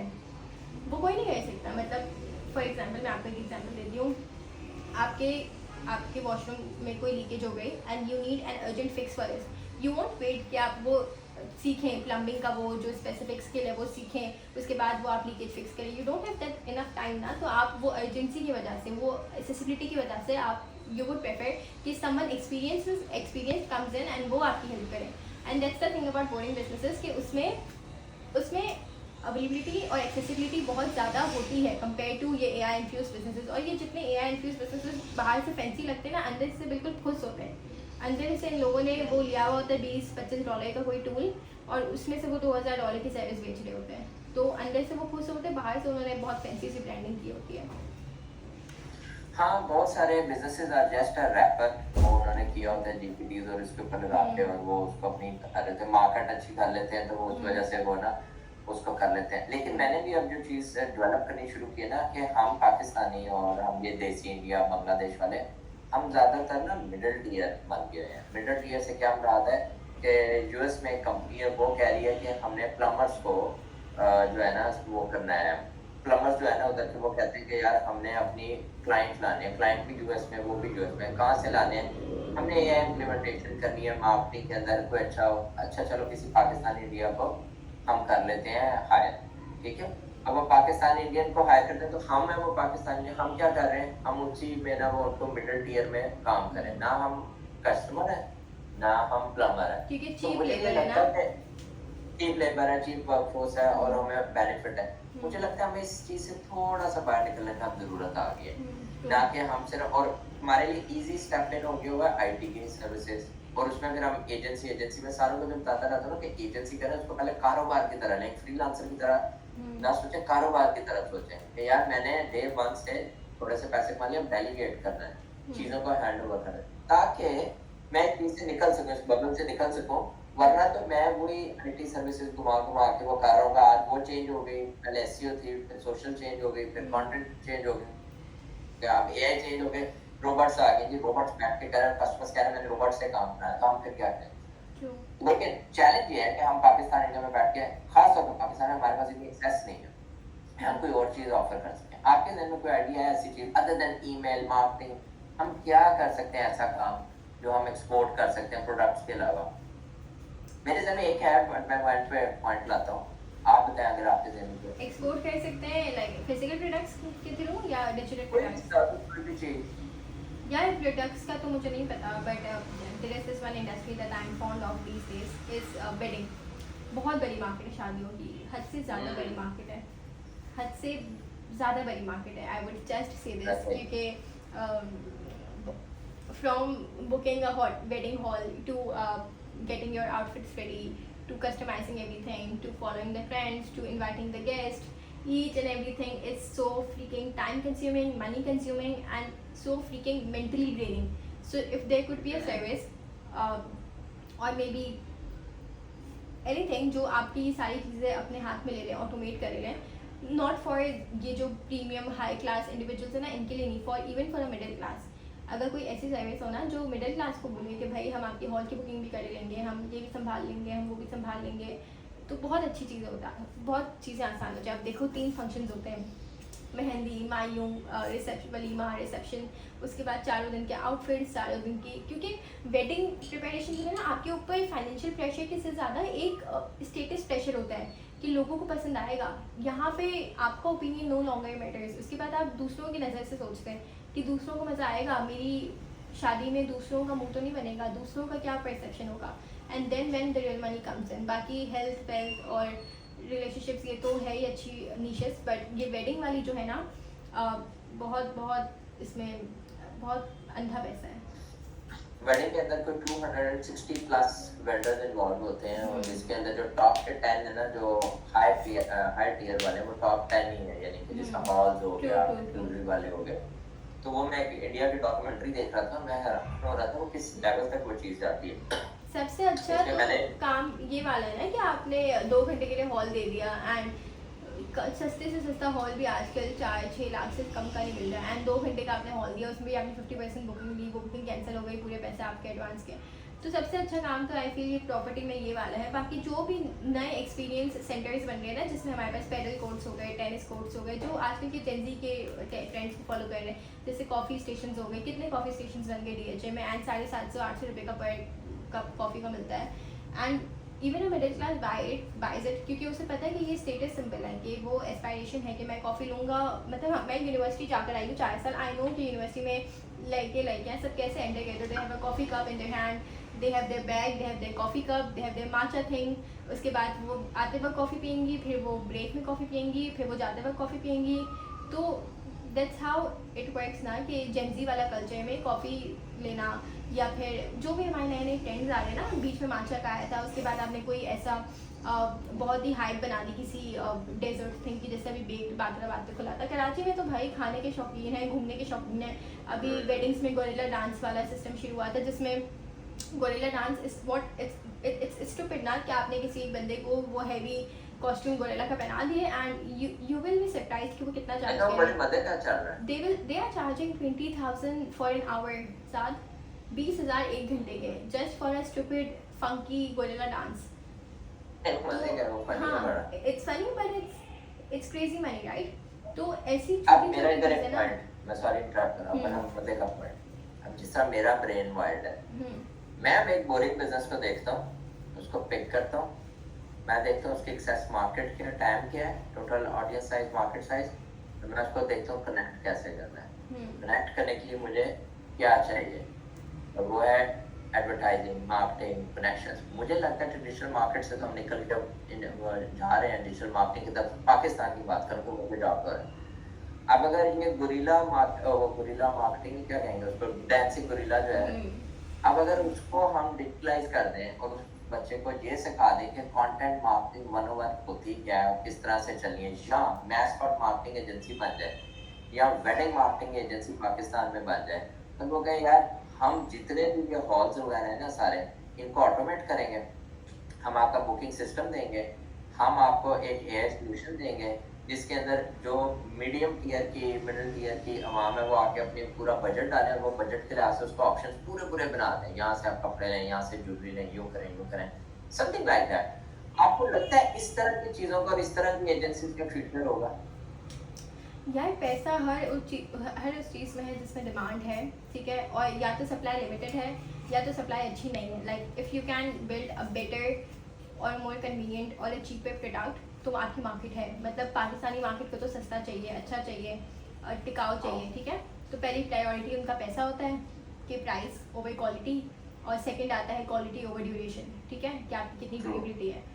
तो हर उस मार्केट में पैसा है जहाँ पे डिमांड है। बट ये जो गोरिल्ला वाला है, ऐसे बीच बीच में जो भी निकलते हैं ना, ये बहुत टेम्परेरी लिफ्ट होते हैं, मतलब उनकी बहुत छोटी लाइफ होती है। हाँ, कि आपने ये जैसे भी बकरा ईद में वो जानवरों को लेके रैली निकल रही थी, मेरी बड़ी ख्वाहिश है मैं बकरा ईद मंडीज को ना हैवी लेवल डिजिटलाइज कर दूं, यानी एक्सट्रीम लेवल, यानी 3D लेवल पे बकरा और बकरे की वीडियोस हो, और अगर आप सब्सक्रिप्शन लें तो आपको लाइव स्ट्रीम करके दिखा रहे हैं ये आपका बकरा फिर रहा है इधर, और अगर आप $10 और ऐड करें तो बंदा आके ना वहाँ खड़ा होकर उसको घुमा के भी दिखाया आपको। मतलब मेरा बड़ा दिल करता है इसका, लेकिन कुछ चीजें मुझे लगता है कि वो नई प्रोसेस में चेंज हो सकती, जैसे लेकिन कुछ होती है, जैसे एक जमाने में हम सुनते होते थे जी ड्रोन से आपकी डिलीवरी होगी और वो आपका माचा और आपकी पप्पी ला के दे देंगे, तो अब वो होना शुरू हो गया।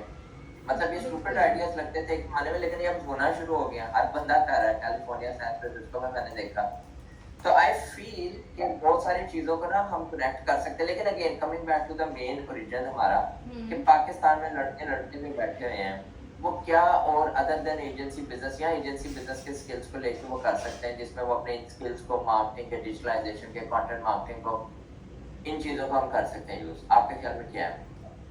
यार मतलब किसी भी ऐसी चीज़ में देखो, आई डोंट थिंक कि आपको सबसे पहले बिजनेस ही करना चाहिए। आई थिंक कि गो जॉइन अ फाइन लाइनर जिसके पास एक्सपीरियंस है, आप पहले उसके साथ काम करें, आप सीखें काम कैसे होता है। अगर आपको काम नहीं सीखना, ऐसे लाइक काम सीखना भी नहीं है, तो एटलीस्ट आप ऑब्जर्व करें ना, किसी के पास जाके, किसी के साथ रह के, उसके बाद आप काम करें। आई डोंट से कि आप बिजनेस कभी भी नहीं करें। मेमन में ना ऐसा होता है कि भाई आप मेमन घर में पैदा हुए हो तो आपके अंदर वो बिजनेस आ गया है, नहीं। आप थोड़ा सा सीखें। अगर आप दुकान में कभी बैठे नहीं हो, गले पे कभी बैठे नहीं हो, या सिर्फ आपने गले पे बैठ के सोचा है कि भाई ये जो सेल है ना दुकान की, ये इस वजह से हुई है क्योंकि आप गले पे बैठे हो, तो गले पे बैठना does not define you as a good business person ना। गले पे बैठना या अच्छी कमाई होना दिन की इज़ बिकॉज कि उस दुकान की इतनी अच्छी गुडविल है इतनी अच्छी गुडविल है इस दुकान की कि उस दुकान पे कस्टमर्स बंधे हुए, वो कस्टमर्स आएंगे, चाहे आप यहाँ बैठे हो, यहाँ पे कोई रोबोट पैसे दे रहा हो, वो दुकान पे कस्टमर्स आएंगे, वो पैसे देंगे। तो बहुत सारे लोगों को लगता है कि आप सिर्फ गले पे बैठ गए हो ना, इसका मतलब है कि आपने बिजनेस करना सीख लिया। नहीं, आपको पहले बिजनेस या तो ऑब्जर्व करना है, या तो आपको जाके सप्लाई देखनी है, आपको मार्केटिंग करनी है, आपको प्रोक्योरमेंट करनी है, आपको सीखना है कि कैसे होती है, उसके बाद आप काम करें। और डिजिटल में तो आई फील कि अटेंशन स्पैन इतना कम होता है, काम करने के लिए मोटिवेशन चाहिए होती है, और लड़कों में तो वैसे मोटिवेशन इतनी कम होती है। मेमन लोग डिजिटल मार्केटिंग और डिजिटल बिजनेस में है ज़्यादा कॉमन? हाँ, सब है आजकल, तो सब मिक्स हो गया, क्या मेमन क्या व्यापारी, सब मिक्स मेरे है। जो सारे मेमन दोस्त है ना, वो तो डिजिटल को कुछ समझते नहीं, वो कहते हैं क्या यार इसमें कुछ बनता ही नहीं है। मैंने कहा अच्छा, मुझे तो बड़ा लिटिल डार्क फील होता है उसमें। नया मुझे ये बताएं, सेल्स स्कूल का थोड़ा सा बताएं कि आप सेल्स स्कूल का आपका विजन क्या है, क्या देखते हैं नेक्स्ट कपल ऑफ इयर्स में, और उसको कहाँ लेके जाना। अब आपकी डिग्री भी होगी, आप फुल टाइम दे सकती हैं इस चीज़ को। सेल्स स्कूल को मैंने कभी मोनेटाइज नहीं किया आज से पहले, और आई डोंट थिंक मैं उसे आइंदा भी कभी मोनेटाइज करूँगी। बट ये है कि सेल्स स्कूल को definitely I would scale it, कि मैं चाहती हूँ कि मज़ीद लोग आएँ, स्पेशली ख़वातीन ज़्यादा से ज़्यादा आएँ, वो सीखें। सेल्स स्कूल का नाम सेल्स स्कूल है, बट उसमें स्पेसिफिकली हम सिर्फ सेल्स के बारे में बात नहीं करते, हम हर चीज़ के बारे में बात करते हैं जिससे पैसा बन सके। इनफैक्ट हमने बीच में क्या पिछले 3 सालों से हमारा एक मास्टरमाइंड क्लब भी चल रहा है, जिसमें हमारा साल के 1 महीने which is mostly the Ramzan का महीना, उसमें हमारा ये गोल होता है, वो 30 महीने का एक 30 दिन का एक चैलेंज होता है। 30 दिन के 30 चैलेंजेस होते हैं, उसमें एक ही गोल होता है कि आपको 1% बेटर होना है, फिजिकली, स्पिरिचुअली एंड मेंटली। ये 3 हमारे पैरामीटर्स होते हैं कि आपको 1% बेटर होना होता है than your previous version, physically, mentally and spiritually. उसके लिए हम मास्टरमाइंड में सबसे पहले हम एनरोलमेंट खोलते हैं कि जिसके पास, जिसको भी हो, some anyone who wants to be better, क्योंकि ये 30 दिन जो होते हैं वो हमारी ज़िंदगी के, हमारे साल के सबसे बेहतरीन दिन होते हैं। एंड इसमें हमारा बहुत क्योटिक शेड्यूल होता है, सही करना, इफ्तारी करना, काम देखना, हेल्थ को मेंटेन करना है, सब कुछ ना। तो उसमें हम सुबह के 6 बजे फजर के वक्त 3 गोल्स देते हैं। एक फिजिकल गोल होता है, एक मेंटल गोल होता है, और एक स्पिरिचुअल गोल होता है। फिजिकल गोल ऐसा कुछ हो सकता है कि आपको इफ्तारी के बाद 20 मिनट वॉक करनी है, या फिर आपको जिम जाना है, या फिर आपको हेल्दी खाना है, या तो आपको फ्राइड फूड अवॉइड करना है, या तो आपको सैलेड खाना है, या तो आपको कोई फ्रेश स्मूदी बनानी है। मेंटल गोल हमारा ऐसा होता है कि आपको या तो 1 घंटा चेस खेलना है, या तो आपको ऑनलाइन इतनी कोल्ड कॉल्स करनी है, मतलब जो भी आपकी सर्विस के रिलेटेड आपका जो भी काम है ना। मोस्टली हमारे पास ये डिजिटल आईटी के बंदे माइंडसेट और स्किल सेट दोनों को साथ लेके हाँ, और स्पिरिचुअली भी हमारा ये भी गोल होता है कि आपको कुरान कंप्लीट करना है, आपको सदका देना है, आपको व्हाटएवर इट इज, के बहुत हमारे डाइवर्स गोल्स होते हैं, और वो हर किसी को पूरे करने होते मैनेज हैं। कैसे करते हैं? मेरे से तो सिर्फ एजेंसी एक चीज के क्वेश्चंस नहीं आंसर हो रहे होते हैं इनसे। तो वो इसलिए होता है क्योंकि हम कैप्टन्स बनाते हैं, हम टीम्स बनाते हैं उसके अंदर, और उसके अंदर हमारे पास कैप्टन्स अपॉइंट होता है। तो मैं जितना भी अपना काम है ना, मैंने सब कुछ डेलीगेट किया हुआ है। तो मेरा वाहिद काम ये होता है कि मैं दिन के आखिर में वो सुपरवाइज करती हूँ कि कितने लोगों के गोल्स आए, एंड कितने लोगों ने गोल्स नहीं भेजे। जो लोग 3 दिन तक लगातार गोल्स नहीं भेजते, वो फिर ग्रुप से रिमूव हो जाता है। एंड एंड में जब एक बंदा बचता है जिसने सारे गोल्स पूरे महीने के कंप्लीट किए होते हैं, वो हमारा मास्टरमाइंड होता है, एंड वो नेक्स्ट मास्टरमाइंड बैच का कैप्टन होता है। तो that's how I keep them motivated, and that's how it works. तो आपकी दिन शुरू करने से पहले आपके पास गोल्स होते हैं कि अच्छा, आपको दिन खत्म करने से पहले ये 3 गोल्स, आपके दिन का मकसद होना चाहिए। ऐसा नहीं सुबह उठा, काम किया, खाया पिया, सो गए। मकसद होना चाहिए आपके दिन का।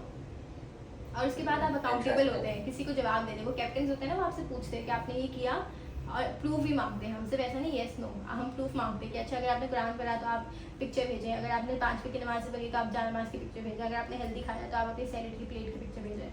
तो प्रूफ मांगते हैं हम। बहुत मुश्किल काम है ये, कैसे आप कर रहे हैं सारे? ये 30 दिन थोड़ा ऐसा होता है, बट बहुत मज़ा आता है, साथ बहुत ज़्यादा मज़ा आता है। टाइम कैसे मैनेज करते हैं आप? कुछ टिप्स हमारी कम्युनिटी के लिए भी बताएं। यार, क्योंकि ये बंदे ना, ये सेल्फ आते हैं ना, ये अपनी सेल्फ विल से आते हैं, तो खुद मोटिवेटेड होते हैं, तो ज़्यादा इन्हें पुश करने की ज़रूरत नहीं होती है। तो वो खुद चाहते हैं। उसमें हमारे पास माएँ होती हैं जिनके 4 बच्चे होते हैं, हमारे पास 60+ लोग होते हैं, हमारे पास यंग लोग होते हैं 13-14 साल के, जो अपने समय ब्रेक्स पे होते हैं।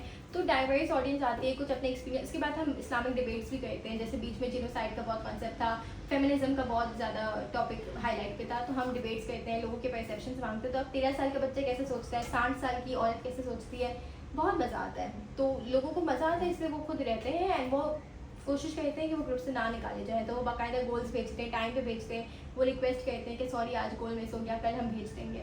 बहुत मज़ा आता है। अच्छा नेहा, मेरे पास कुछ क्वेश्चन आए हैं, मैं आपसे पूछता हूँ। इंस्टाग्राम पे कुछ लोगों ने कहा है, मैं एक निकाल निकाल के जरा आपको, सेल्स के लिए कोल्ड कॉलिंग बेहतर है या email first as a first skill? Cold calling बेहतर है या फिर ईमेल्स? कोल्ड कॉलिंग मैंने कभी ट्राई नहीं किया है। Also I feel cold calling बहुत डिसरिस्पेक्टफुल है। जैसे मुझे कोई अननोन नंबर से कॉल आती है तो मैं नहीं उठाती हूँ। तो जब मैं अपने लिए कोई अननोन स्ट्रेंज कोल्ड कॉल नहीं उठा रही हूँ तो हाउ वुड आई एक्सपेक्ट कि मैं सामने वाले को कोल्ड कॉल करूँ और वो उठा लें? तो पर्सनली मुझे बहुत ऐसा लगता है। बट अगर वो मेरी एजेंसी के लिए काम करेगा देन व्हाई नॉट? मेरी पर्सनल ओपिनियन से क्या इफेक्ट रहता है? मैं करूँगी इंशाल्लाह ट्राई, और अगर मेरी एजेंसी के लिए काम करता है then of course I will suggest it to everyone. अच्छा, दूसरा क्वेश्चन आया हुआ है, एक प्रॉस्पेक्ट इनबाउंड वर्सेस आउटबाउंड में लंबा मैसेज है, लेकिन वो इनबाउंड वर्सेस आउटबाउंड का पूछना चाह रहे हैं। क्या आपकी नजर में क्या बेहतर है? जैसे कोल्ड ईमेल मेरे ख्याल में वो है और एड्स आपकी इनबाउंड होगी। Always inbound? Always outbound. No, outbound. Outbound always outbound. वो क्या वजह? बिकॉज आई फील के द मोटिवेशन ना कि आप किसी को अपने कंफर्ट जोन से निकल के रीच आउट करें, आप किसी को बता रहे कि भाई, क्योंकि मोस्टली लोगों को पता ही नहीं होता कि उनके पास मसला है। अगर उन्हें पता होता है मसला है तो उन्हें ये नहीं पता होता कि अच्छा उस मसले के लिए आप बेहतरीन हल है, आप बेहतरीन सॉल्यूशन है। फॉर एग्जांपल मुझे पता है कि मुझे जोड़ों का दर्द है और मैंने बताया भी लोगों की क्योंकि मुझे जोड़ों का दर्द है, बट मुझे नहीं पता कि अच्छा इसके पास जोड़ों के दर्द का मरहम है। अब मुझे कैसे पता चलेगा? सामने से मुझे कोई आके बता रहे कि भाई मैंने सुना है कि आपको जोड़ों का दर्द है और मेरे पास जोड़ों के दर्द का मरहम है, तो problem meets solution, that is outbound. Inbound में आप खुद ही बता रहे होते हैं मेरे पास जोड़ों के दर्द का मरहम है, वो उस तक पहुंच गया तो पहुंच गया, नहीं पहुंचा तो। लेकिन outbound for sure, because I feel कि ये वाला जो यूनियन होता है ना, इसको लगता है कि हाँ इसके पास हल था और इसने मुझे रीच आउट किया, तो ये है ना ज़्यादा अटेंशन देता है इसको। That I feel is the best part of being in a client and freelance relationship. जब आपको पता होता है कि दोनों के पास एक मोटिवेशन है टू वर्क टुगेदर, उसके पास मसला है, उसके पास हल है। एंड आपको पता है ऑनेस्टली एक बात बताओ, जिसके पास मसला होता है ना, he cares more about the solution. तो ये मुझे अक्सर तौर पे ये नहीं होता कि मुझे क्लाइंट छोड़ के चले जाएगा। क्लाइंट को ऐसा होता है कि इसके पास बेहतरीन हल है in terms of price, quality या मेरे मसले का बेहतरीन हल है, तो क्लाइंट मेरी ज़्यादा कदर करता है। ही values me more than I value him. तो मैं ज़्यादा, मेरा जो एक होता है ना कि I do keep my demands in front of him and he has to accept because he knows that I am the best solution for his problem, and that's the thing about outbound. मैं वैसे inbound का fan हूँ। मुझे तो हालांकि मेरा business outbound से develop हुआ है, कोल्ड कॉलिंग, कोल्ड ईमेलिंग से, कोल्ड सोशल से, लेकिन अब मैं इनबाउंड का फैन हूँ और स्केलेबिलिटी ऑलवेज कम्स हमारे बिजनेस में तो आई है वो इनबाउंड से। और मे बी आज से आउटबाउंड 6 महीने बाद मेरा ये चेंज हो जाए because I have not tried inbound much, but अभी तक जो भी क्या आउटबाउंड। अच्छा, मुझे ये बताएं, वो टेक्टिफाई के जो एजेंसी है उसका स्ट्रक्चर कैसे, कितने बंदे हैं, कैसे मैनेज करती हैं, सर्विस कैसे करते हैं, और ये सबसे इम्पोर्टेंट जो आता है ना स्टार्टअप एजेंसीज वाले मेरे से पूछते हैं कि साथ में क्या हमने शुरू में बच्चा रख लिया, साथ पार्टनर बन गए, काफ़ी अर्से बाद अब हम लायबल हो गए, यार वो काम नहीं करा, होता है ना दोस्ती में पार्टनरशिप बन गई या फेल हो गई, इन सारी चीज़ों के ऊपर स्ट्रक्चर, टीम स्ट्रक्चर, इसके ऊपर आप क्या कहते हैं? अच्छा देखिए, हमें इतने लोगों की ज़रूरत नहीं है, हमारे पास 4 फिक्स लोग हैं, तो वो 4 को भी इतना वर्कलोड नहीं है बिकॉज हमारा काम GTM सेल्स का है, कोल्ड ईमेल्स का है, तो हमारा सारा काम टूल्स ही कर रहा होता है। तो जैसे कि फॉर एग्जांपल अगर मैंने मेरा क्या ही काम है, मतलब मेरा ये काम है कि मुझे डोमेन्स खरीदने हैं, मुझे अकाउंट सेट करने हैं और मुझे ईमेल्स रन करनी है, वो सारा काम टूल कर रहा होता है। मेरा वाहिद काम ये है कि मुझे दिन के आखिर में देखना है कि भाई कितनी ईमेल्स रन हुई है, कितने रिप्लाइज आए हैं, मुझे थोड़ी सी ट्वीक्स करनी है, थोड़ी सी चेंजेस करनी है कैंपेन में और मुझे दोबारा अगले दिन रन करनी है। तो फॉर एग्जाम्पल अगर मैंने एक क्लाइंट ऑनबोर्ड किया और मैंने उससे 5 डोमेन्स लिए, ठीक है, मैंने उसके लिए 5 डोमेन्स लिए। फॉर एग्जांपल कंस्ट्रक्शन बिजनेस है, सेल्स प्रोडक्ट है, मैंने उसके लिए 5 डोमेन्स लिए, हर डोमेन से मैंने 5 ईमेल अकाउंट्स बनाए। उन 5 ईमेल अकाउंट्स को मैंने SPF, DMARC, DKIM सब कुछ सेट किया, उसके बाद DNS सब कुछ सेट किया। उसके बाद मैंने वार्म अप पे लगाया 2 हफ्ते, अच्छे से वो वार्म अप हो गया, मैंने ईमेल अकाउंट्स बना लिए। तो 5 डोमेन्स के पर अकाउंट, पर डोमेन 5 अकाउंट, और 5 अकाउंट से मैंने पर अकाउंट 30 ईमेल्स दिन की भेजी। तो ये मेरे आराम से बन जाते हैं 750 से 800 ईमेल्स। इसमें से अगर मैं 20% ऐसे भी निकाल दूँ कि स्टैम्प में चले गए या फिर बाउंस रेट हो गया या जो भी हो गया, उसके बाद भी मेरे पास अच्छी क्वांटिटी बच जाती है। तो मेरा वाहिद काम ये है कि मुझे टूल्स के साथ काम करना है, मुझे लोगों से ज़्यादा टूल्स के साथ काम करना होता है, इसलिए मेरे पास ज़्यादा लोग नहीं है। और डेलीगेशन का जहाँ तक काम है तो कभी कभार अगर मैं अवेलेबल नहीं होती हूँ तो मैं अपने राइट हैंड को बोल देती हूँ कि भाई तुम काम देख लो। बाकी ऐसी कोई डेजिग्नेशन नहीं है, मैं बस एक एडिटर है, एक डिज़ाइनर है, ऐसा कुछ भी नहीं है, क्योंकि हमारी ट्रेडिशनल सर्विसेज नहीं है। बाकी ये है कि क्योंकि यूनिवर्सिटी साथ होती थी तो काम मैनेज करना बहुत मुश्किल होता था, तो कभी कभार ज़्यादा ऑनबोर्डिंग हो जाती थी। बट हमारे पास वही एज ग्रुप के बच्चे मतलब ये वही एज ग्रुप के यूनिवर्सिटी स्टूडेंट्स ही हैं सारे, एंड वही लोग हैं जो मेरे साथ पहले से काम कर रहे हैं, इनिशियल लेवल से काम कर रहे हैं। तो ऐसा नहीं है कि न्यू अपॉइंटमेंट्स होती है ऐसा कुछ, बट ये है कि थोड़ी सी ट्रेनिंग लगती है, 1-2 हफ्ते की समझाने में लगता है कि काम ऐसे होगा, ये होगा, वो होगा, उसके बाद तो समझ जाते हैं। लीन बिजनेसेस का काफी ट्रेंड भी वैसे भी आ गया हुआ है, लोग अपनी वैसे भी इतनी बड़ी वर्कफोर्स नहीं रखना चाह रहे, तो कह रहे हैं कि जितनी मिनिमम हैंड्स ऑन डेक रख के वो स्केल कर लो उतना बेहतर है। मुझे ईमेल का ये बताएं, ईमेल के अंदर एक हमारे sorry to cut you off, but there is a thing about one person $1 million business, like one person IME, there are many one person $1 million businesses। आप देखें उस एक ही बंदा होता है जिसने अपना $1 million क्रॉस किया होता है, लेकिन पे आपको बेशुमार ऐसे मिलेंगे। Yes, coming back to yours. अब ये आगे हैं काफी। मेरा ये क्वेश्चन है कि हमारे पास में एक बहुत क्वेश्चन आता है आपकी ईमेल वाले इंफ्रास्ट्रक्चर के अराउंड, वो ये पूछते हैं क्या हमें मैस लेवल पे ईमेल करनी चाहिए बड़ा सेटअप बना के, या हमें हाइपर पर्सनलाइज्ड ईमेल करनी चाहिए, लेट्स से हम उनका इनकम क्लास, उनका एरिया, लोकेशन, उनकी कोई चीजें देख के हम उस लिहाज से करें। आपके ख्याल में कौन सा ज्यादा बेहतर इफेक्टिव है? यार मास ईमेल सेंडिंग है ना बंद हो गई है, एक ऐसा हो गया है कि वो बंद हो गई है, वो स्पैम हो गई है, वो फ्लैग हो गई है, फ़ायदा नहीं है ना मास ईमेल सेंडिंग का। अगर मास ईमेल सेंडिंग में आप कहते हैं कि नहीं यार मैं तो ईमेल्स पर्सनलाइज करता हूँ, आप कैसे पर्सनलाइज करते हैं? आप ये कहते हैं सब्जेक्ट लाइन में कि your name is in the Epstein files, या फिर आप ये कहते हैं कि योर मदर डाइड यस्टरडे, या फिर आप ये कहते हैं कि your son had an accident. तो ये जो क्लिकबेट सब्जेक्ट लाइन्स है ना, ये नहीं काम करेगी, इनफैक्ट इनसे सिर्फ आपको गालियाँ मिलेंगी। हाँ एग्जैक्टली। तो mass email sending even though when they are personalized they don't work anymore. इससे ज़्यादा, बल्कि इससे बहुत ज़्यादा अच्छा ये है कि आप कम ईमेल्स भेजें बट उसमें वैल्यू हो, एंड एक ही बात को रिपीट ना करें। आपने एक ईमेल भेजा, the client did not like it, उसका ये मतलब नहीं कि वो रिप्लाई करेगा आई डिड नॉट लाइक इट। उसने देख के जवाब नहीं दिया, उसने क्लिक किया ना, तो आपको समझ आ गया कि सीन हुआ है। That means तो नहीं ना लेना, आपको रिस्पांस लेना, वो इंटरेस्टेड। That means कि उसे नहीं अच्छा लगा। उसके बाद फॉलो ईमेल में आप वही कह रहे हैं कि अच्छा अभी भी आपके पास टाइम है, आप इस ईमेल का जवाब दे दें। अच्छा मैंने आपको ईमेल की थी, आपने उसका जवाब नहीं दिया। भाई इसका मतलब है कि उसे वो ईमेल समझ नहीं आई, कि कोई और ऑफर दें, कुछ और अच्छा बताएं। आप हमारे पठान दुकानदारों से सीखें, उन्हें एक ऑफर देते हैं, 2 ऑफर देते हैं। रिक्शे वालों को देखें, वो पहले 350 बोलेंगे, फिर बोलेंगे बाद 300 दे देना, फिर 20 रुपये कम करेंगे, 10 रुपये कम करेंगे। आप उनसे सीखें, वो यूँ अपनी ऑफर चेंज करते हैं और आप एक ही ऑफर में 3 फॉलोअप्स निकाल देते हैं। अच्छा अब मुझे ये बताएं, लेट्स से मैंने रूफर्स को आउटरीच करना थ्रू ईमेल और मैं उन्हें ये सर्विस देना चाहता हूँ, रूफिंग बिजनेसेस को या प्लम्बर्स को, यूएस के प्लम्बर्स को मैं ईमेल करता हूँ अपनी एजेंसी के लिए। आप मुझे बताएं कि उसके अंदर मुझे कैसे किस सेगमेंट को जाना चाहिए, मुझे थोड़ा सा उस पर जरा स्ट्रेटेजिक गाइडेंस दे दें। रूफर्स को आपको कोल्ड ईमेल्स करनी है। मेरे पास लेट्स से 50,000 रूफर्स का डेटा है, validated address, number, phone number, company size, income class, कितना बड़ा क्रू है, किस एरिया का, ये इंफॉर्मेशन मैंने निकाल लिया। अब मेरा नेक्स्ट स्टेप क्या होना चाहिए?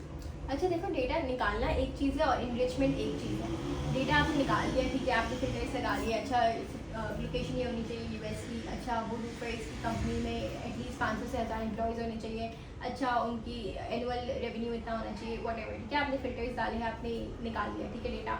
उसके बाद इनरिच आप कहते हैं जब आप बहुत इंटेंट बेस्ड सिग्नल्स यूज़ करते हैं ना।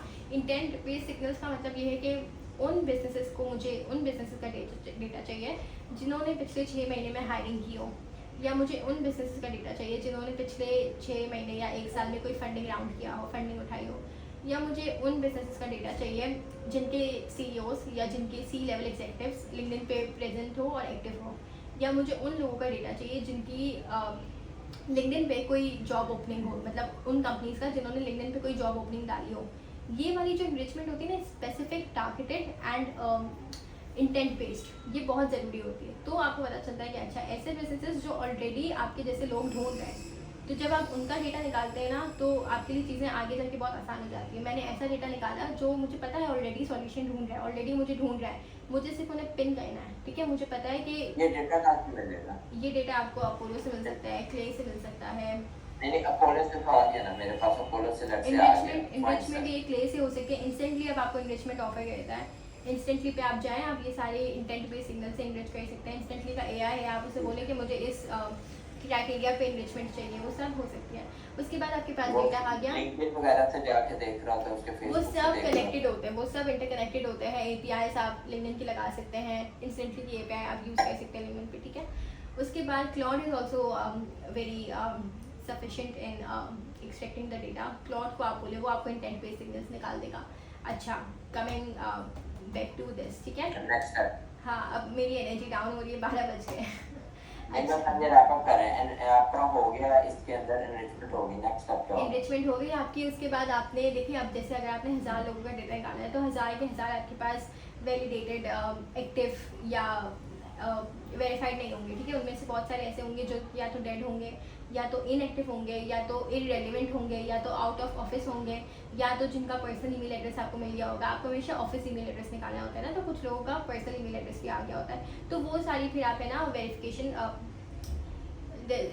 ईमेल वेरिफिकेशन कहते हैं इसे, जो कि आप नेवर बाउंड से कर सकते हैं, मिलियन वेरीफाइड से कर सकते हैं। वो सारे आपका कचरा निकल जाएगा। फिर आपके पास हम यूजुअली 20% या 10% का मार्जिन रखते हैं। फिर आपके पास कितना बच जाएगा, जैसे 1000 निकालें तो 800 आपके पास ईमेल्स फिर भी बच गए, ठीक है। उसके बाद आपको इसमें से देखना है, उसके बाद आपको इन सबको है ना, ये सारी चीज़ें आपके पास मौजूद हो गई ना, उसके बाद आपको इनको इंस्टेंटली पे इंपोर्ट करना है। आपने इंस्टेंटली पे अपना डेटा इंपोर्ट कर दिया, फिर इंस्टेंटली आपको बोलेगा कि भाई आपके पास डोमेन्स रेडी है। अब आपको डोमेन्स खरीदी होगी, आपने डोमेन्स खरीदी होगी, उस पर ईमेल अकाउंट्स बनाए होंगे, तो इंस्टेंटली बोलेगा ठीक है अब आप इन ईमेल अकाउंट्स को वार्म अप पे लगा दें। 2 हफ्ते लेगा इंस्टेंटली ये ईमेल अकाउंट्स आपने वार्म अप कर दिए। ईमेल अकाउंट्स वार्म अप करने के बाद इंस्टेंटली आपको बोलेगा ठीक है आपका ईमेल अकाउंट्स वार्म अप है और आपका डेटा भी हमारे पास है। अब आप बताएं कि आपके पास ईमेल्स रेडी है, ठीक है। ईमेल की सीक्वेंस होती है ना, तो आपके पास ईमेल्स रेडी है, तो वो बोलेगा फिर आपको, या तो अगर आपने ईमेल नहीं लिखी है तो फिर आपको ईमेल लिखनी पड़ेगी। अगर आपको ऐसा टेम्पलेट चाहिए तो इंस्टेंटली आपको टेम्पलेट भी देगा। अगर आप बोले इंस्टेंटली भाई तुम मुझे ईमेल लिख के दो, ये मेरी टारगेट ऑडियंस है, ये मेरी ऑफर है, तो इंस्टेंटली आपको ईमेल लिख देगा। इंस्टेंटली का जो एआई है वो आपको ईमेल लिख देगा, ठीक है। तो 3 ऑप्शन है आपके पास। आपके पास ईमेल्स आ गई, आपके पास डेटा मौजूद है और आपका अकाउंट वार्म अप है, ठीक है। अब नेक्स्ट स्टेप ये है कि आपको रन करनी है। अब रन कैसे करनी है, पहली जो आपकी ऑफर ईमेल होगी ना, जैसे आप पहले ना ड्यूरेशन सेट करते हैं कि आपकी कैंपेन कितने टाइम की होगी। आपकी 1 हफ्ते की भी हो सकती है, 2 हफ्ते की भी हो सकती है, आपकी मर्जी, आप कितना लंबाना चाहते हैं। मेरा जो गोल्डन रूल ऑफ थंब है वो ये है कि मैं 1 हफ्ते से ज़्यादा किसी कैंपेन को नहीं भेजती। फॉर एग्जाम्पल मंडे को वर्क डे में, अगर कोई पब्लिक हॉलीडे नहीं है यूएस के हिसाब से, मंडे को मेरी ऑफिस आवर्स के दौरान पहली ईमेल गई है, which is the main offer email, ठीक है। जैसे 7 या 9 बजे के दौरान के बिटवीन में, मेरी 7 या 9 बजे के बीच में मेरी पहली ऑफर ईमेल गई है। जैसे अगर मुझे 8 से लोगों को भेजनी है ना, तो ऐसा मैं करती हूँ कि 2 मिनट के डिफरेंस है कि एक बंदे को ईमेल गई, फिर 2 मिनट के डिफरेंस से दूसरे को ईमेल गई, फिर 3 मिनट के डिफरेंस, फिर 2 मिनट के डिफरेंस से तीसरे को ईमेल गई। इस तरीके से ईमेल जाती है, ठीक है। उसके बाद आपकी मंडे को पहली ऑफर ईमेल चले गई, वो सब तक पहुंच गई। आपने दिन के आखिर में देखा अच्छा कितनी इसमें से बाउंस बैक हुई, कितनी इसमें स्पैम में गई, कितनी फ्लैग हुई। फ्लैग का मतलब है कि वो स्पैम लिस्ट में चले जाती है, वो बंदा आपको है ना सेंडर को फ्लैग कर देता है कि मुझे इसके पास से दोबारा ईमेल नहीं आनी चाहिए। अगले दिन आप छोड़ दें ट्यूसडे को, वेंसडे को आपका फर्स्ट फॉलोअप ईमेल जाता है, जिसमें आप ये बताते हैं कि भाई फॉलोअप ईमेल में यूजुअली लोग कहते हैं कि मैंने आपको ईमेल भेजी थी, आपने जवाब नहीं दिया, या आपको मेरी ऑफर पसंद नहीं आई, या ऑफर ख़त्म होने में अभी सिर्फ 10 घंटे बाकी है, ठीक है। तो ऐसी अर्जेंसी जो उनको लगता है कि वो बहुत काम करेगी, बहुत क्लासी लग रहे हैं, बट वो नहीं काम करती। अब अर्जेंसी, एक्सक्लूसिविटी कि ये ऑफर मैं सिर्फ आपके लिए कर रहा हूँ, या सिर्फ 10 घंटे बाकी है, या ऐसी कुछ ना, ये बहुत अच्छी सी मार्केटिंग गिमिक्स थे जो एक वक्त पे काम करते थे, बट अब नो लॉन्गर। आपको समझ आ गया हाँ कि आपकी पहली ऑफर ईमेल काम नहीं करी, मतलब आपकी जो पहली ऑफर है वो फुस है। उसके बाद आपने दूसरी ऑफर पिच की, जिसमें मे भी आपने अपनी प्राइस डाउन कर दी, या फिर मे भी आपने अपनी क्वालिटी बढ़ा दी, या फिर एक चीज़ की जगह 2 चीज़ें ऑफर की, वॉट एवर इट इज़, ठीक है। आपने अपनी ऑफर इंटायरली चेंज कर दी और फॉलोअप में भेजी। तीसरा, वेंसडे को आपने ये भेजा, थर्सडे को आपने गैप लिया, इसके बाद फ्राइडे को एक फॉलोअप के बाद आपने अपनी गुड बाय ईमेल भेजी, जिसमें आपने ये बताया कि भाई मैंने तो बहुत कोशिश की आपको रीच आउट करने की, आपकी प्रॉब्लम को समझने की, but since you don't have time और you are not interested, I would love to work with you in future someday, ठीक है। और आपने गुड बाय कर दिया, विच टेल्स द क्लाइंट कि आप डेस्परेट नहीं है। And the entire thing about outbound is कि आपको अपने क्लाइंट को बताना है कि आप डेस्परेट नहीं है, because he needs you more than you need him. उसके पास मसला है ना, और आपके पास तो हल है, तो उसको आपकी ज़्यादा ज़रूरत है। And that's the entire point of doing outbound in my style, in नेहा's स्टाइल। ये मैंने आज से पहले कभी रिव्यू नहीं किया है, बट या that's how I do it. This is so amazing. ये जो आपने एकदम फ्रेमवर्क में निकाला है ना, ठीक है, ये हमें लग रहा है कोई ट्रेड सीक्रेट स्वाइप फाइल निकली है आपकी। आपने ये ले, ये बस आज मैंने सिंक विद साथ में बता दिया सब। Thank you so very much Neha. आप कोई लास्ट अगर आप कमेंट देना चाह रहे हैं, वरना you are free to go. आपका बहुत शुक्रिया मेरी तरफ से। तो मैं तो बड़ा आपका खासतौर पर आपने बगैर बिजली के जिस तरह ये पुल अप की है, ठीक है, आपका एसी चल रहा होता है, बिजली आई होती है, अभी मैंने आपको 2 मिनट और बुला लेते, लेकिन कोई बात नहीं। नहीं, इट्स ओके। आप 2 मिनट निकाल लें, जब आपने 1 घंटा 22 मिनट निकाल लिए तो अच्छा। नहीं यार, मुझे बहुत मजा आया। कोई ओपिनियन, कोई लास्ट पॉइंट्स, लास्ट कमेंट्स आप देना चाह रहे हैं? लास्ट कमेंट्स यही है कि प्लीज़ यार दुआएं करें मेरे लिए, एंड बहुत सारी दुआएं करें। अगर आपको कुछ भी अच्छा लगा हो मेरे बारे में, मेरी बातों से लेके मेरी सजेशंस कुछ भी, तो प्लीज़ दुआएं करें, और बस दुआएं करें बस। I don't sell courses, I don't ask for money, I don't ask for anything other than prayers, तो प्लीज़ आप दुआएं करें। नेहा, मुझे अपना बताइएगा हैंडल, मैं यहाँ पे लगा देता हूँ। क्या है आपका हैंडल? इट्स यहाँ लोग आपको फॉलो कर सकते हैं। Neha on Instagram, it's neha.shafiq, on LinkedIn it's Neha Shafiq. मुझे ज़्यादा मज़ा इसलिए आया because for the first time for a change someone has not talked about my LinkedIn. वरना हर कोई मुझसे ये बात कहता है कि आपके 80,000 फॉलोअर्स कैसे हुए, आप लिंक्डइन पे इतनी बड़ी कैसे बन गई, आप तो इतनी छोटी सी है, लिंक्डइन को कैसे समझें। बट मुझे बहुत मज़ा आया सेल्स के बारे में बात करके, एजेंसी बिल्डिंग, फ्रीलांसिंग, इन चीज़ों के बारे में बात करके। नहीं, ये मेरा आइडिया भी यही था, फ्रेमवर्क। और आपने वुमन वाली जो इन्फॉर्मेशन दी है ना, that's my always a favourite topic, क्योंकि मैं ये समझता हूँ, और हमें ये चैलेंज एज अ एजेंसी, अभी बहुत सारे लोगों को ना आइडिया नहीं है कि जब उनकी एजेंसी बड़ी होती है, वर्कफोर्स ज़्यादा होती है, आपको बड़ा गैप तक विजिबल होना शुरू होता है। जब आप जहाज में बहुत ऊपर जाके नीचे देखते हो ना, तो आप कहते हैं अच्छा ये पहाड़ और उसके दरमियान इतना डिफरेंस है। तो इसी तरह ना ये मैक्रो लेवल पे ज़्यादा विजिबिलिटी होती है आपको इन चीज़ों की। तो फिर आपको आइडिया होता है कि वुमेन वर्कफोर्स एम्पावरमेंट, ये हम पहले सुनते थे वुमेन एम्पावरमेंट, वुमेन एम्पावरमेंट, और कितनी एम्पावर करनी है वुमेन। जब हम खुद प्रैक्टिकल लाइफ में आए, खुद हमने देखा, फिर हमें उसका वो सही समझ आया मीनिंग, और वो गैप्स नजर आया। फिर सबसे पहली वुमेन एम्पावरमेंट ये है कि आप अपना बिस्तर खुद बनाएं। आप इंतज़ार नहीं करें कि आपकी अम्मी आपको आपका बिस्तर बनाएगी, या फिर बेगम आके आपको उठाएगी, या बेगम आपके मुझे ये तो उनको तो हमने लैब लड़के कहते हैं जो इस तरह खेलते हैं। मतलब there is this very life example in front of me के it's very stupid, but Pakistani माशरे में अगर आपकी अम्मी आपको अंडे भी उबाल के दे रही है ना, देन यू एक्सपेक्ट हर कि वो आपको अंडे के छिलके भी निकाल के दें। So I know a lot of guys जो इतने निकम्मे, इतने नालायक हैं, तो अंडे के छिलके भी, मतलब उबले हुए अंडे के छिलके भी खुद निकाल नहीं सकते कि उनके मुंह में दिलाया जाए।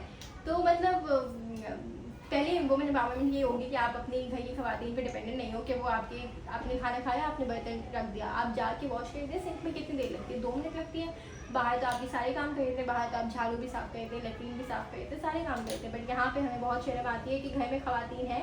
मैंने ऐसे मर्द भी देखे जो बाहर सब कुछ करेंगे, झाड़ू पोछा बर्तन सब कुछ, बट यहाँ जैसे ही पाकिस्तान में एंटर होंगे वो महाराजा वाली फील्स, उसके बाद वो कुछ काम नहीं करेंगे। ये पता नहीं, वैसे मुझे लगता है ये काफ़ी हद तक चीज़ चेंज हो गई है। मतलब कि मुझे मैंने एक चीज़ ये महसूस की कि मेरे जितने भी मेरे बिजनेस पार्टनर, दोस्त वगैरह हैं, मतलब वो हम तो बहुत सारी चीज़ें खुद ही कर रहे होती हैं। यानी कि वो हसलर माइंडसेट और ग्राइंड माइंडसेट जो होता है ना, वो तो होता है इस तरह का। मतलब मैं सबसे अपनी बेगम को कहता हूँ कि तुम और मैं लड़ाई भी करें ना, तुम मुझे ये ताना भी मार सकती कि फिर खाना नहीं मिले, तो मैं अच्छा खाना बना लेता हूँ, ठीक है, फिर इतना है नहीं, ठीक है, खैर। But it's nice talking to you, Neha. Thank you again for giving all the perspectives, all the opinions, and especially giving us the framework और किस तरह से हम इस सारी चीज़ को इंटरलिंक करेंगे। और thank you for being part of the Sync with Saath community. बहुत ही valuable आज का हमारा सेशन हो गया। Thank you again. तो ख्याल रखिए अपना। Thank you again आप यहाँ आए। मैं कम्युनिटी को कुछ 2-4 पॉइंट्स बता देता हूँ मेरी आपके साथ। Thank you so much.